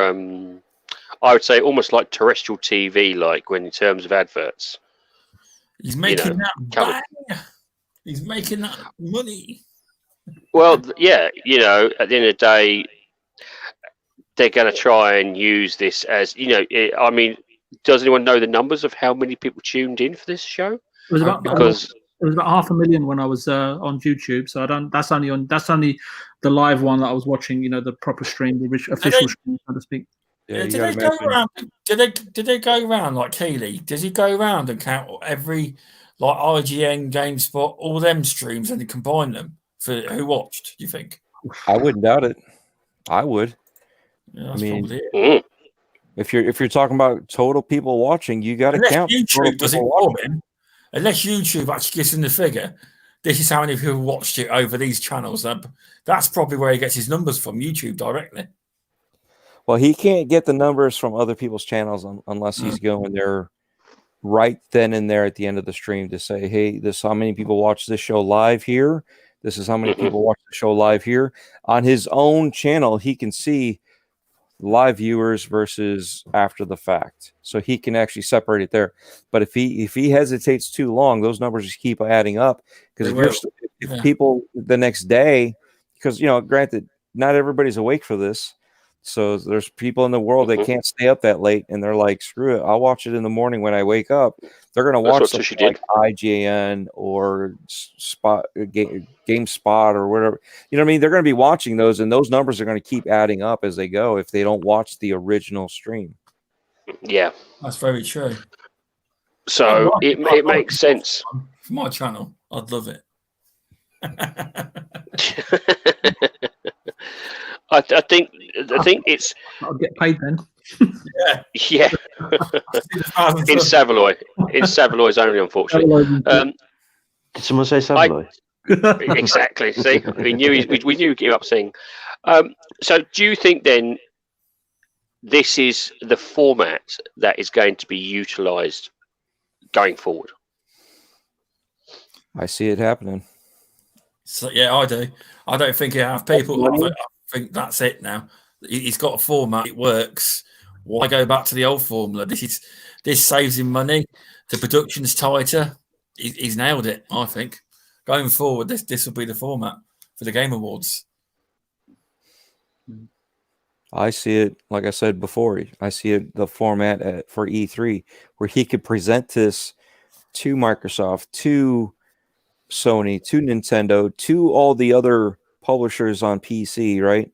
This is how we do this. You guys want to do this? This is how we do it. You do it my way, and you do it here. I'll present it to you. You could do it wherever you want. So it could be at a theater where you can have your employees there, or at a stage, and we'll control. This is how we'll control it. And then when we hand it off to you, it's your baby until you hand it back to me, and I run the show. That's, not throwing an ego out there, but that's how I would do it. Because somebody's got to be in control, and if you loosen those reins, somebody else is going to be in control. Well, it's like when E3 was cancelled, and like Jeff, I believe there was a bit of a power struggle at E3, and Jeff gave up his role because they wouldn't give him more say or let him do more, and he left. And I thought nothing of it, but what he was doing, he was planning the summer festival. It just happened that E3 was cancelled due to the world situation, and it all fell into his hands. So he had the summer festival this year, which ranged of dozens of events from PlayStation to Sony to Xbox, and then it's all fell into his lap. It has, But was there a festival? We talked about it, but I really didn't see much. There was no coordination. You know what I'm saying? It wasn't a coordinated thing. This is obviously a learning experience from that. And obviously his power struggle with E3 was they didn't want to give up what they had. They didn't see the future like he was seeing it. And that's part of it, is if you're butting heads with people that are giving you that power, and yet you're trying to hold you back, right? But they loosened the reins to the point where he said, or they tightened them up too much where it snapped. He's like, screw this, I'm going out. And this is how he moved on.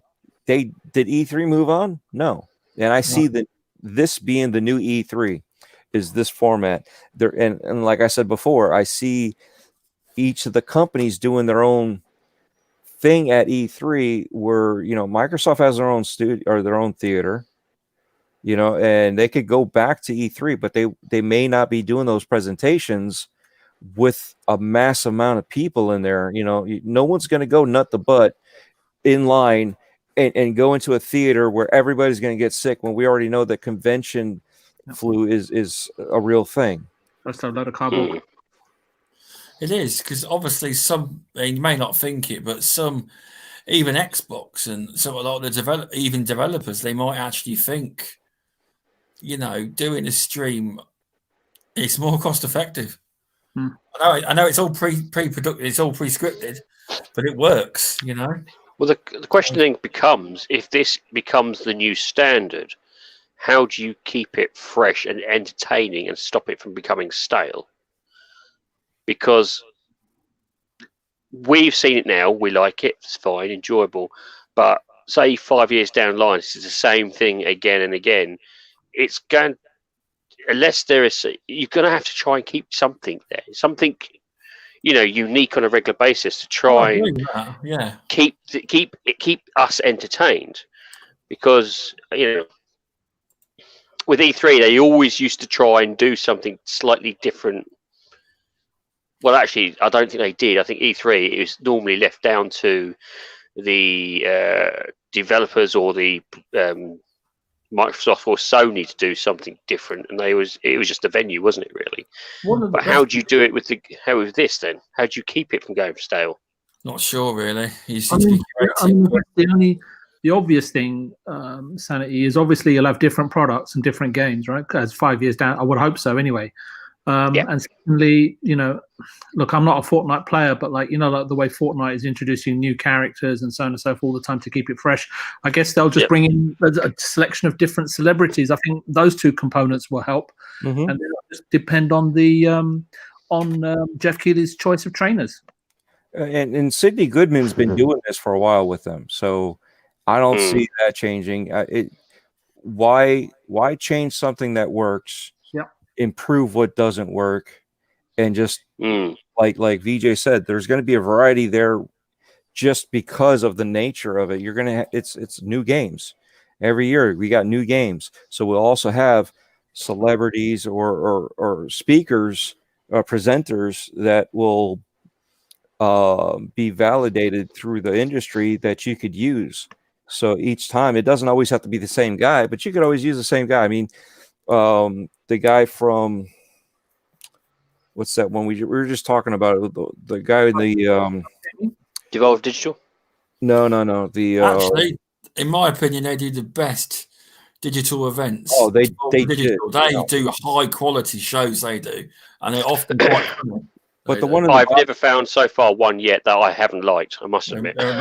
If you haven't watched one, VJ, you need to watch one. They school you on how to do a show. I'm only watching it if Dreadpool's on it.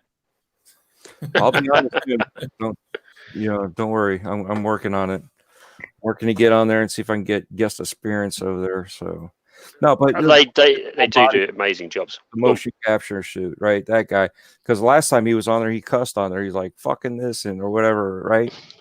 So I can see bringing him back on because you don't know what to expect from some of these guys. So when they're animated like that, and anything can happen, I could see that because you never know, But that's the whole beauty of a lot of this stuff is it changes just by the nature of what it is.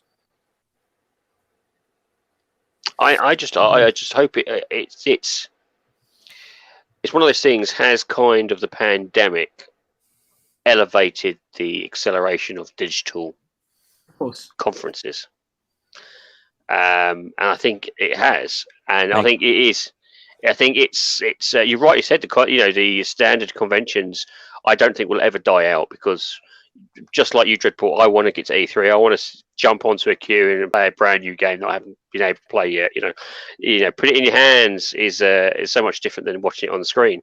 But at the same time, it's almost though now they could, if they wanted to.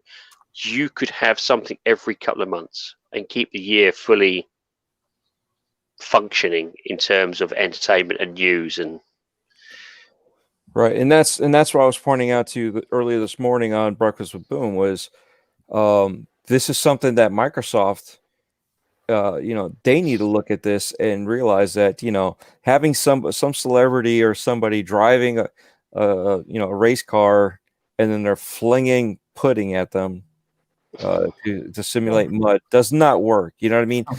This is stuff that should be in the post show as the added stuff. The main show needs to be cut and dry. I mean, Sony does a similar thing, but they do their own thing, just like Nintendo does their own thing, right? They show you the videos, they show you all these trailers. They used to talk, now they don't talk. It's just like one thing after another, boom, boom, boom, boom. Nintendo Direct of the beasts. I mean, they have to announce it, and it's trending. You know what I mean? Millions of hits straight away.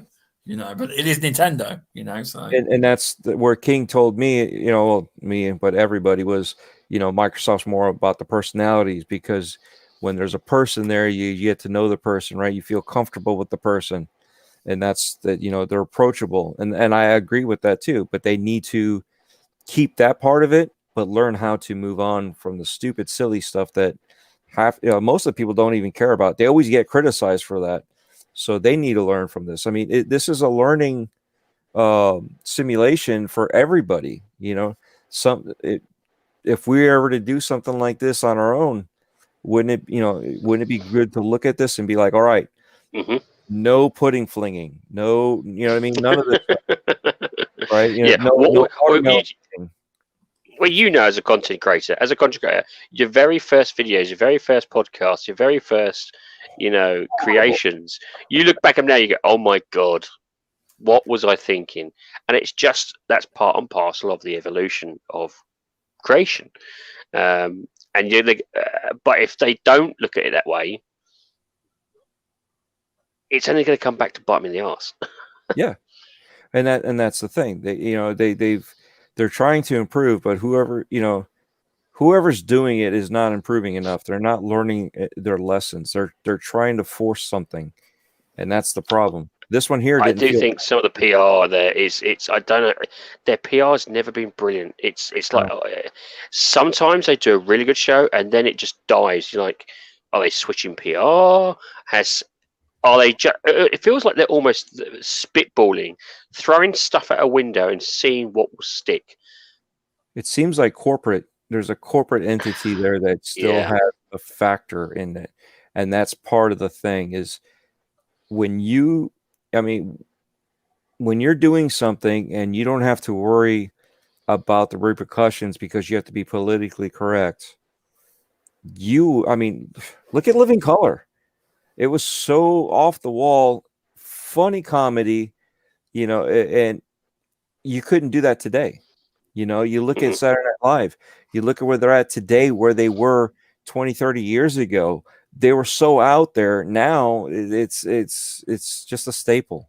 That's it. Okay, thanks. I may watch you again this tonight, and it's like, oh, was there a Saturday Night Live? Oh, yeah, that's right. But you don't care. Back then you cared because you wanted to see what it was, and that's part of the whole corporate structure, right? When you're a little person, do you care? No, I mean you do, but you because you could take the risk. What's it going to hurt you? I'm already little. I'm not doing anything. I'm having fun. What's it going to hurt me? Nothing. So I'm going to go out there and have fun, be stupid. They can't do that. And that's part of the thing of when you're dealing with corporate entities and, the individuals at our level. We want to see all this stuff and be fun. I want to see, them just poking jabs and stuff, nothing too extreme, but, just have fun with it. That's why Devolver Digital, the moment they came out, everyone warmed to them. Yeah, they love their quality. If you want to watch, I even suggest if no one's watched a Devolver Digital show, one of their own, go and watch it. They're really high quality. They are. And it's a fun show, which is it may not be for you. That's the other fun part about it. It may not be for you. But if you give it a try, you never know. Once you get halfway through the show, you might actually end up liking it, because they're so out there. They have fun with what they do, and it's quality work. They still take risks, which is what I like. Yes. The moment I first saw the first show, I was like, You can't normally say that. And I was instantly like, well, this is going to be good. Phil Spencer on it, and he was saying stuff completely out of character, but it was funny, you know. Well, that's it, and that's the thing. I think sometimes safe is safe, if that makes sense. You know, it's not. You know, some of the safe things it doesn't build a reaction, and that's what you're trying to get, isn't it? Safe things will never build a reaction. Sometimes you have to be unsafe to get the biggest reaction. I don't know. I always find Devolver they always seem to bring something different, like they did even with this year's Game Awards. They just came out and they did their own thing, and in a kind of I kind of look forward to them in any event, because they're always, regardless of the event, they always seem to bring something new, fresh, and just generally funny. Yeah, I definitely have to agree with that. But so overall, did we like the Game Awards? Mr. Tushy's not spoken a while. Overall, did you like it? Honestly, I still haven't watched it yet. I've only watched some of the trailers. He came off the podcast about the Game Awards and he still hasn't watched it. You do work long hours, don't you? I literally have done a 12-hour shift. I got home, fell asleep, woke up about a half hour before the show, thinking, "Oh shit, I haven't watched anything." You should have been watching it while we were talking. I have been playing catch up. Wait, I'm not on that video yet. I watched the Perfect Dark trailer and the Dark Tide, and I'm happy. That's me. That's me. Set up. Dark Tide, then. It looks very. I've seen the gameplay earlier. It looks very interesting, should you say? Well, I've never been into Warhammer before. Yeah. I've never really played any of their games at all, but watching that gameplay, it really intrigued me. Anyway, I don't know what else to say really. I'm struggling at the moment. I've been up a long time. You know, it's you have been in your lorry for 12 hours today, so it is a killer. Well, Stubbs, is there a game out of there that you can say you would probably do a pre-order for? If you could pre-order a game right now from the Game Awards that was, showcased off, which one would it be? I'll probably say I'm going to get the name wrong now. I've got my phone with me. I showed the trailer of it earlier. I'll just find it. Sorry about Back 4 Blood. But no, I'm not. I'm terrible at zombie games. What's it look like? What is it? It takes two. That looks very good. Okay. I'll be honest.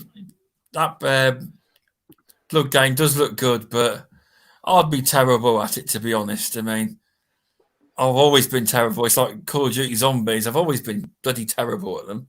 There's no point me really playing it. I'm telling you, you're wasting my money. But that does look a very good game. But it's just not my kind of game. Yeah, which is fair enough. Yeah. Back 4 Blood. That's the one, man. Yeah, it looks very well. It looks a nice game. Don't get me wrong, but I just think I'll be terrible. Evil Dead's more your type. Don't even think that. I don't know. You're all gonna laugh at me now, right? You know them Freddy games you get in a minute. Them like what they call in them big teddy bears. Five Nights at Freddy's. Right. That's scary. That makes me shit. I don't like it. I was bored with it. My son, right, he watches YouTube videos on it where they're all dancing and all that, but he don't play the game, but it makes him bloody. I played the first one and it kept getting closer to me, and in the end, the lights went out and it was in front of me. I've jumped out of my skin. I've not played that since. I'm not good with scary games. I'm like Zemi. That's not even a scary game. I know, but it is for him, though. You made me jump. How did a big teddy bear with teeth make me jump? Yeah. It's like I told my daughter, there's nothing scarier than us because we are the monsters. Right. That's Indie Gamers Game of the Show. It takes two. Yeah. Yeah. I like that one. I if I knew any one of them would be coming out next year that we saw, and because I know that Back for Blood is coming out next year, and the other ones are staggered after that, I would have to say Back for Blood. But like I said, if they were all panned out for next year, I'd be going Perfect Dark. As much as I want to say Evil Dead, I'd be going Perfect Dark.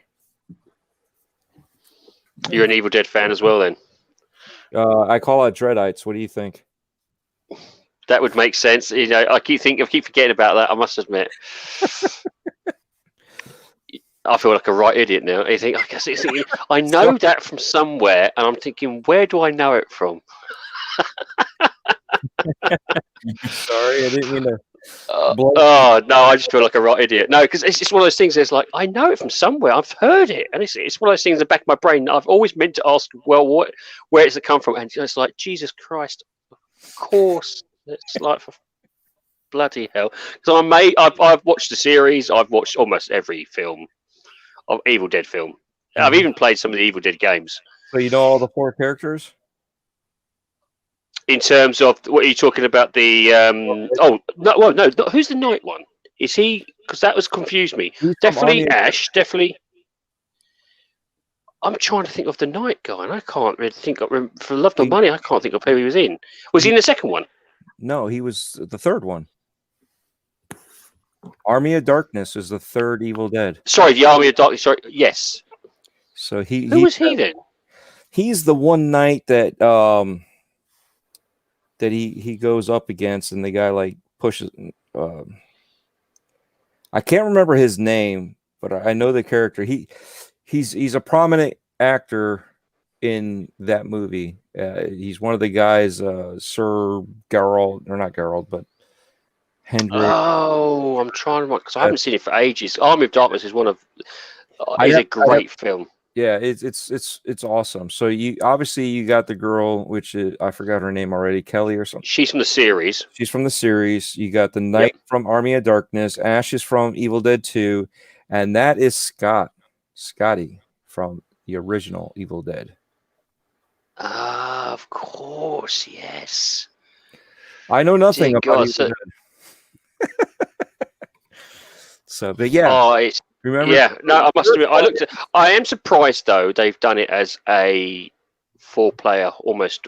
Is it a 4-player horde-esque sort of? It's the same ones that did World War Z, and someone said it was going to be single player, which I can't see why they would give you 4 choices for a single player game if it's from the same company that made World War Z. Well, if it's the same company from World War Z, I mean, World War Z is good. The game is actually really good. I quite enjoyed that, but I'm interested in seeing how they're going to play this out, because obviously, I suppose it'll probably be different film timelines then, right? Because obviously you've got they're going to have one in the woods, different worlds, different maps.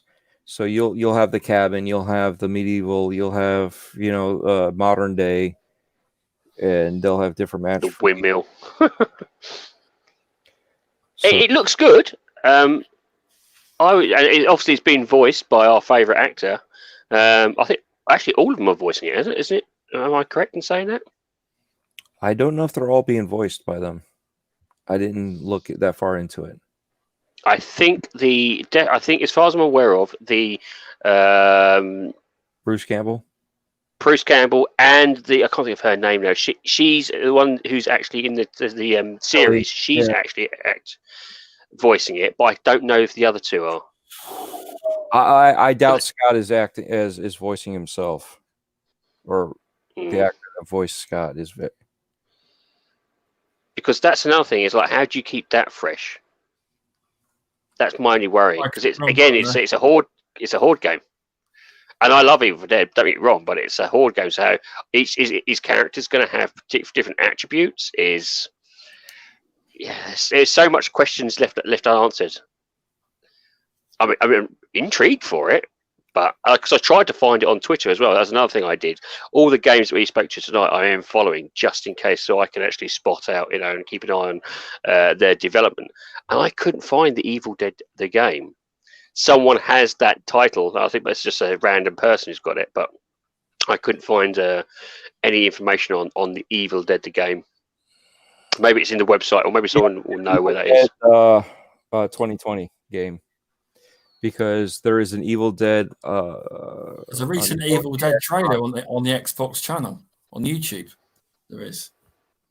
There is. So it would be Lord Arthur. Ah, gotcha. Yes. Okay.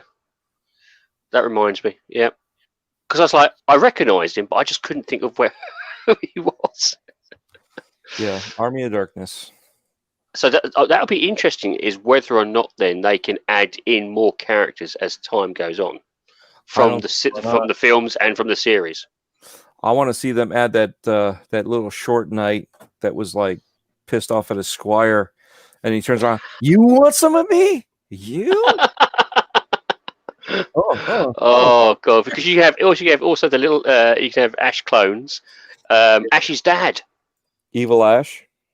Yeah, or even Ash's dad. There is because those who have seen the series, I think we all know who Ash's dad. The actor, I'm surprised they got him to play his dad. The $1 Million Man plays Ash's dad, and I was like, seriously? How is that possible? Yeah, I must admit, I'm looking forward to it, but I want to find out more about it. Because the Evil Dead games have notoriously had bad implementation. Or do you agree with that, or do you disagree with that? I think it was the tech and the knowledge back in the day. You know what I mean? Back in those days, the camera tech that they used was horrible. You look at the original Evil Dead games back then, the camera control wasn't there. You had to go in and out of every room, and each camera angle was what it was, and you had to control that. And then you come up with like Spyro and Crash, where the camera control was still shoddy, even though it was better. It's just, I think it was just where the engines were at that time. It could, if they were to remake them now, I'd be so happy, because then they would, they'd be able to bring back all these games that were hard to play because of the limit of technology that we had for that, not just the hardware, but the software. So yeah, they were kind of but I think it's because of what it was. Yeah, sorry, Stubbs. I didn't mean to start taking over. You do a great job, because the thing is, the topic you're talking about, I haven't got a clue what you two are actually on about. I've no, you know what I mean? You've never seen The Evil Dead? No, I've no idea. That's why I'm not saying anything, because I don't know what to say. I watched the film years ago. Is this why you're not a Dreadite? And Xbox 48 is my number one Dreadite? See how it is. That's not why. Oh dear. Oh, the truth comes out. You're number one Dreadite, obviously, More and more people, but I do support you all the way, mate. I know, I'm playing, brother. I do think, though, I don't know if anyone else would do it. I think that Removable Sanity should host the Midweek Gaming one week, or try his own podcast, because he's now he's in his summer house. He's really come out his shell on the podcast he has for talking. It just means I can talk a little bit more. That was the only thing. I couldn't talk because my missus is above me effectively, and I speak quite loudly. When I'm in the bottom of my garden, no one could really hear me except for me. I still think you should try it one day. But we can do it through your tablet. I don't know. RS is sitting in your living room right now, Stubbs. Pants are off and everything. He's got Alan Carr chatty, man. Tidy whities on. I just like to talk. I'm sorry. You told me you wanted me in there to talk. No, it's a good thing. I do like it. Because a lot of the time, you can a lot of the games I haven't got a clue about because it's the Game Awards, but horror, it ain't my thing at all. All right. Well, if you watch, I can promise you, if you watch Evil Dead 2, Army of Darkness, and then the remake Evil Dead, Ash versus Evil Dead, right? You will definitely love Army of Darkness. Yeah, okay? It is not scary. It's more cheeky. I'd say it's not scary at all. To be honest with you, if the very first one, it is just more hilarious. You can understand, it was hilarious. It's like looking back at old films now. You're looking, go, that's not scary, not at all, because you can see the prosthetics, you see the plastic, you can see someone hanging from a wire. But at the time, said it was never meant to be a horror movie. Not until the latest remake of Evil Dead. That's a horror movie. But did you like that? For what it was, yes. For what it was. Because of what it was. You got to remember, you got to look at every single one of them as its own artistic integrity that it has. Each thing is its separate thing. You can't just say, oh, it's part of this, and this is why it sucks, or this is why it's awesome. Does it hold up on its own? Give it its own merits, regardless if it's part of the series. Okay. That given said that if you watch the first one, you will get confused with the beginning of the second one. They blew up the cabin and they couldn't go back, and then one of the actors couldn't come back because he was doing something, which would be Scotty. I forgot what happened. So it's kind of a remake, but it's just the first 15-20 minutes is a remake that they had to redo it and then recontinue the storyline from that point on. So it's a weird one to explain when it comes to the two of them. I mean, if you skip the first one, you lose nothing. But as a true Evil Dead fan, you watch the first one. Okay, and that's the beauty of it, is you can actually watch the second one. Army of Darkness falls literally right behind the first one. Everything else falls right behind the predecessor, except for the first and the actual horror one, the remake. Yeah. Everything else, even Sam versus Evil Dead, or Sam, God damn it. Evil Dead, falls in line with it. I think you would like them. I must admit, Stones. I think you would like them. Except for obviously the remake, I don't think you could. You wouldn't. I don't think you'd be scared of them. That's the thing. I think you'd probably giggle a little bit. When I was younger, I used to watch all the horror movies like Exorcist. I seen loads of them, and like the Friday the 13th and all that. Just that nowadays, I don't watch them. Well, I thought Saw was. I didn't like Saw. I thought Saw too much. They even. I mean, it's so bad. It's low budget. Okay, it's so low budget. They did it all like this on purpose, right? They didn't want to spend that kind of money. Unfortunately, they spent a lot of money on the first one, which is why they yet again had to redo the second one as the continuation. When you look at Army of Darkness, when they go through, they got one guy dressed up as a skeleton, and I know this is going to ruin it, so maybe I should say it now. Should I say it? Removable? Should I say it? I mean, I know what you're talking about. It's all right. So low budget that half of the stuff was falling apart when they were destroying it. They were trying to piece it back together and then reuse it in other shots or in the same shot that they had to retake. So we'll leave it at that. Okay. That's how low budget it is and how well those movies are. They have their own uniqueness. It's campy. It's funny.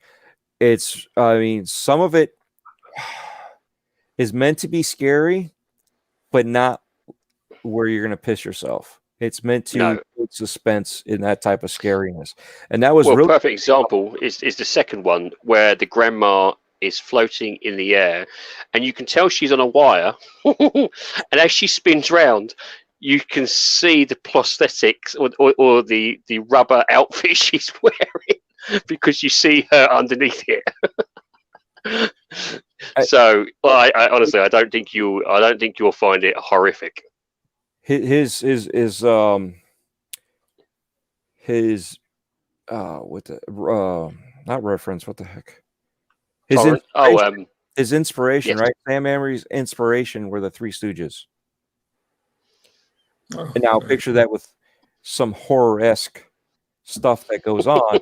It's not horror, but it's campy. That's I mean, you can't go much for that. I mean, you look at the day and age, you look at some of the older ones in the 70s, it's made to match some of those campy movies back then, like I don't know, Bikini Girl Lost in the Woods, and you got some sort of mass murderer chasing after her. Like, who the hell wears a bikini in the woods? I want to see her, but who wears that? You know what I mean?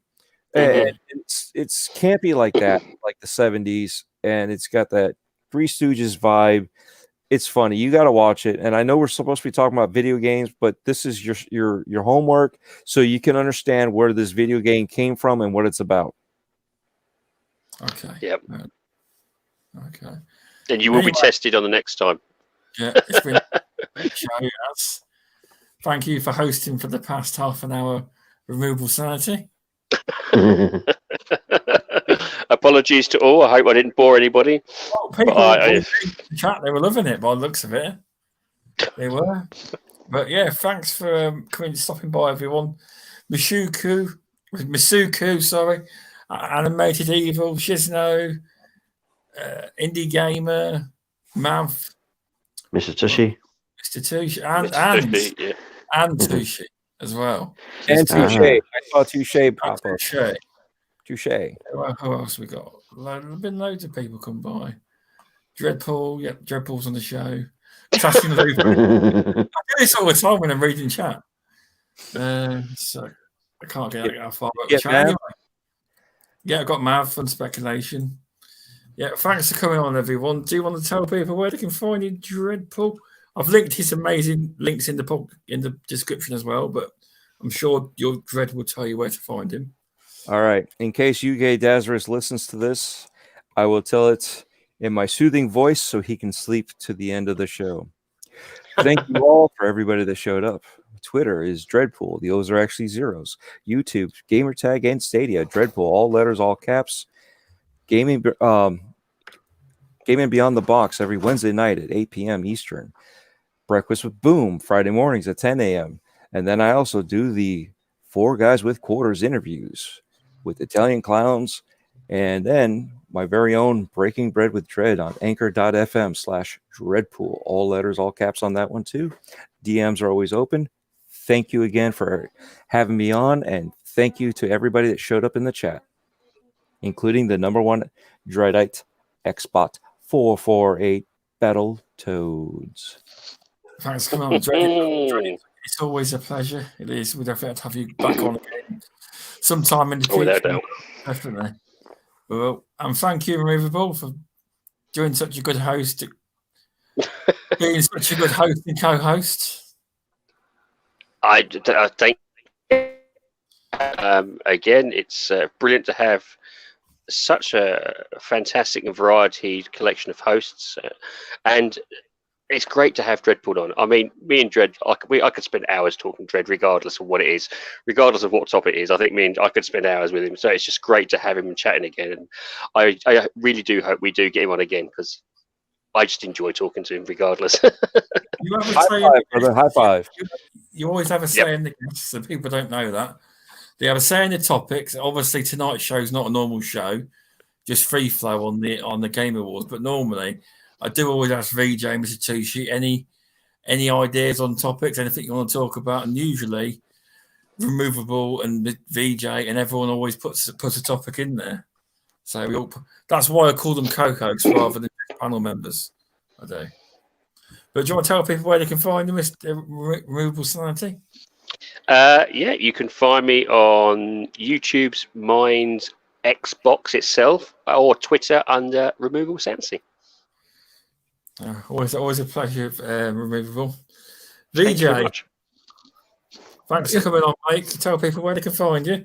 They can find me tomorrow on the Community Gaming Night with Mr. Tushi and friends. That's about it, really. Thanks for having me back on the show. Sorry about all my counter arguments against everyone else's position, but I seem to have a knack for it. And all good. We wouldn't want it any other way, VJ. I know, but I think that's why we don't have so many viewers, because me and you pick some of the topics, and maybe we should stop. No, I'm just kidding, Stub. No, it's been really good. Thanks for coming on, Dreadpool. Much appreciated. And thank you, everybody in the chat. And Mr. Tucci, I'll be expecting some Savaloids being sent over by FedEx, please. Sorry, there's none left. I'll bet more. Mr. Tucci, where can we find you? And thanks for coming on. So I'm glad to be on. Sorry I've been quiet. Feeling rather sleepy this evening. Eating all the Savaloids. Yeah, just about. You can find me on Twitter and Xbox and PlayStation as Mr. Tushy. You can I do a community game night every Saturday, 9 p.m. UK, 4 p.m. EST. I believe that's right. This week we'll be playing Gears 5 and Hot Shots Racing. Everyone's welcome if you want to come and join in. It's great fun. That's about it. Yeah, your community game night's becoming very popular, and he's actually struggling to find rooms sometimes. He doesn't know what to do. There's that many people have turned up. He's thinking about renting servers and stuff for some games. Yeah, I looked into renting a server for Wreckfest because we maxed that one out at 18. I looked into it, but they when I spoke to some companies where you rent a server, and they said that you can only rent a server if you have the game on PC. Oh, but I'm guessing I need to buy a PC, rent a server, Just use your P. Oh, I see. and then I can probably. I'm hoping it's cross-gen, so it's cross-platform, so I can play against people on Xbox. I'm hoping. It sounds a bit complicated. That does. But yep. Yeah, you got a question in the chat from the Indie Gamer. You playing Hot Shot Racing after Gears? Yeah. There you go. Thank you, sir. Yeah. I have a question for Mr. Kushi. Far away. How come I don't hear any chirping? They go to bed at 9 o'clock. Oh, look at that. This was like when I podcast at night, it's peaceful. If I podcast in the day, it's impossible. The bloody birds are too loud. Over them. Yeah, all four of them are asleep at the moment. Wake up! Welcome, You got to teach one of them to say Battletoads. There you go. Oh no! welcome, Michael Morris. They Hope could you be like they could be like the Budweiser frogs, Bud. Why? Yeah. Yeah. See. Anyway, They actually saved the day the other day. You know, I was playing on the Xbox with my headphones on, and obviously I live in a flat, so you can't hear downstairs when someone knocks the door. The only way I can know when someone knocks the door is the birds start barking. Stop barking. They copy the dog down. So if someone opens the front gate to where we live, the dog downstairs barks. But when the gate opens, all our parrots go over to the window and they start barking as well. You've got to film that. That'd be funny. So when someone knocks on the door, someone comes to the house, they start barking. So luckily, I had my headphones on. I realised that I had a delivery come. Because if they didn't bark, I would have missed that delivery. Nothing like a barking spider, huh? Anyway, thanks for everyone for coming on and stopping by in the chat. I'm doing another community spotlight on Sunday, as it was very successful, Mr. Tishi, even though it turned into a community ask question session. It did. But you do that on the next one. It was good. With Sunday, we have Diego Coogan coming on. Hey. 5 p.m. EST, 10 p.m. UK time, and 2 p.m. PST. We do. So is there a poll for that one? A poll? Yeah. No. I want to figure out how many times he's going to say, "I don't give a fuck." I'm gonna try and get him to say it quite. See how many times we can try and get him to say it in the show. You know, I don't ask stupid I play my questions. own games. I play what I want to play. Exactly. That's big, right? People just got to ask him stupid questions in the chat. Oh, I'm sure I see it. Definitely. But anyway, I can still hear it. That's awesome. But yet again, thank you guys. yeah, thanks for coming on, Jago, and removing Jago. Really? Really? Thanks for coming on, Dread. Thanks for hosting the show, Removable Sanity. That's quite right. I'm sorry. Oh God. I don't know what I said. Why isn't your avatar or your profile pic turning red right now? I can see it turning red, but I don't see the profile pic turning red. Graphic. Oh God. I need you to fix this.